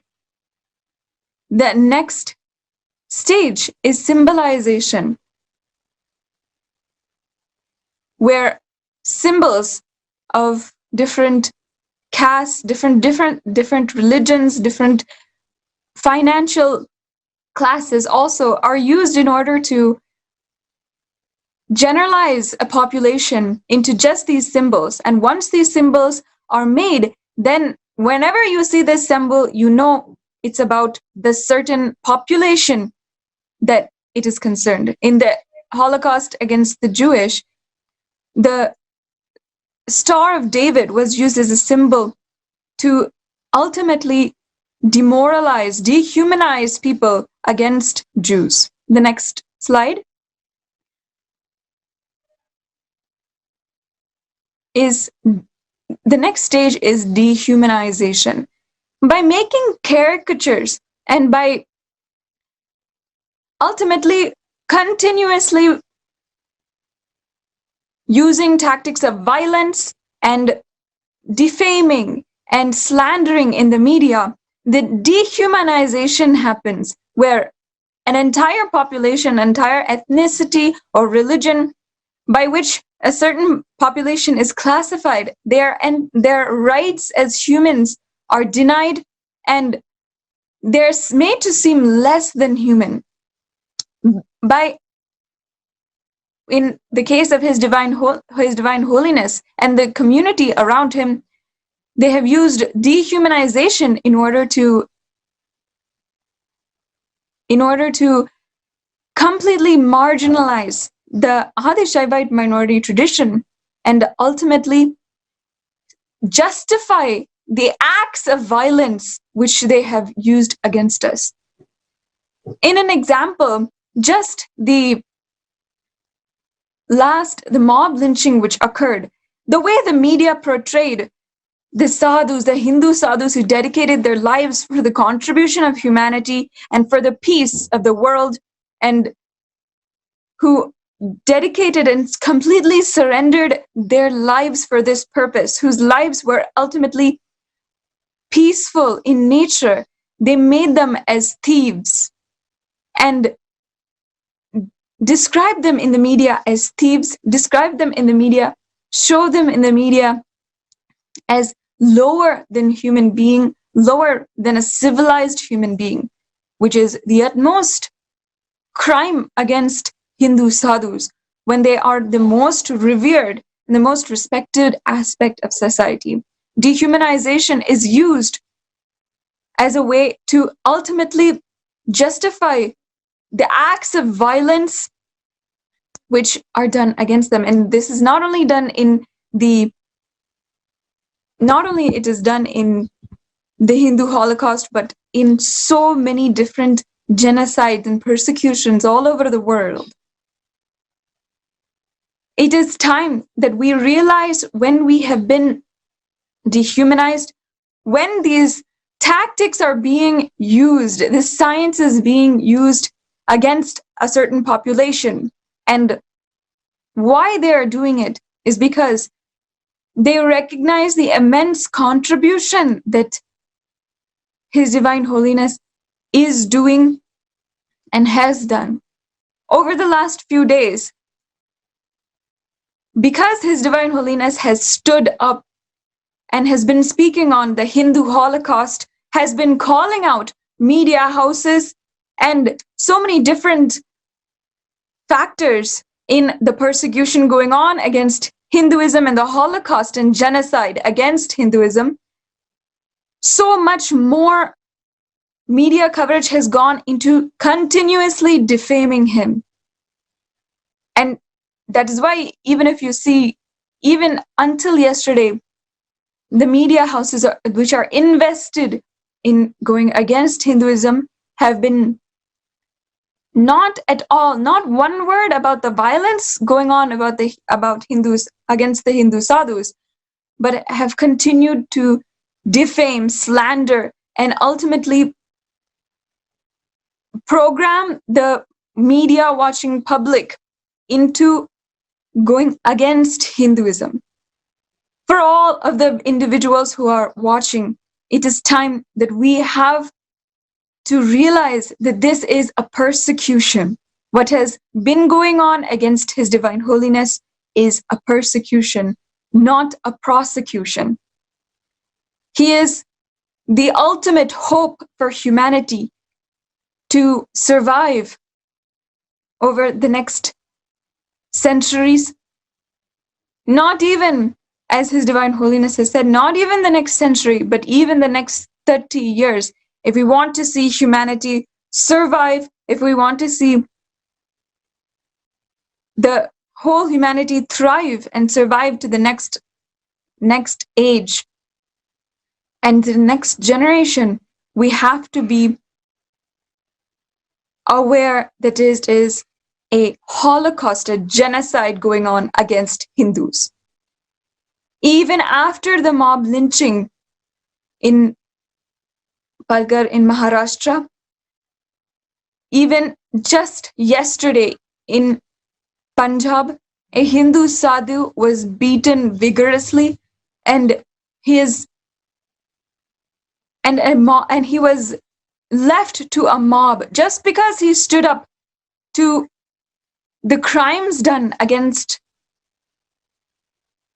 fellow sadhus in Maharashtra, just because he just stood up and wanted the justice to happen, he was beaten violently. And this has happened even after two extremely atrocious deaths happened.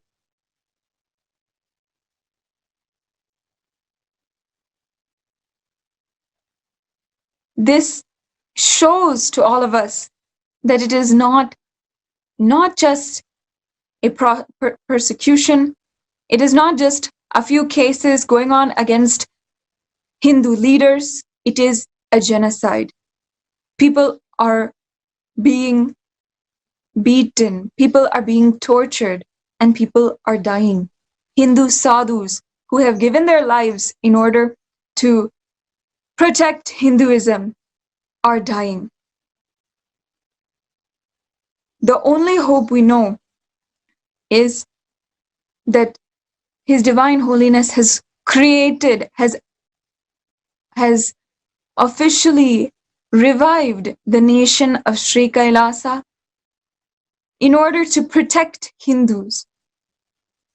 His Divine Holiness courageously told the entire world just a few days back in a remarkable, mind-blowing satsang addressing the 2 billion Hindus all over the world that he has not created Sri Kailasa in order to protect himself. He has created Sri Kailasa in order to protect Hindus and Hinduism.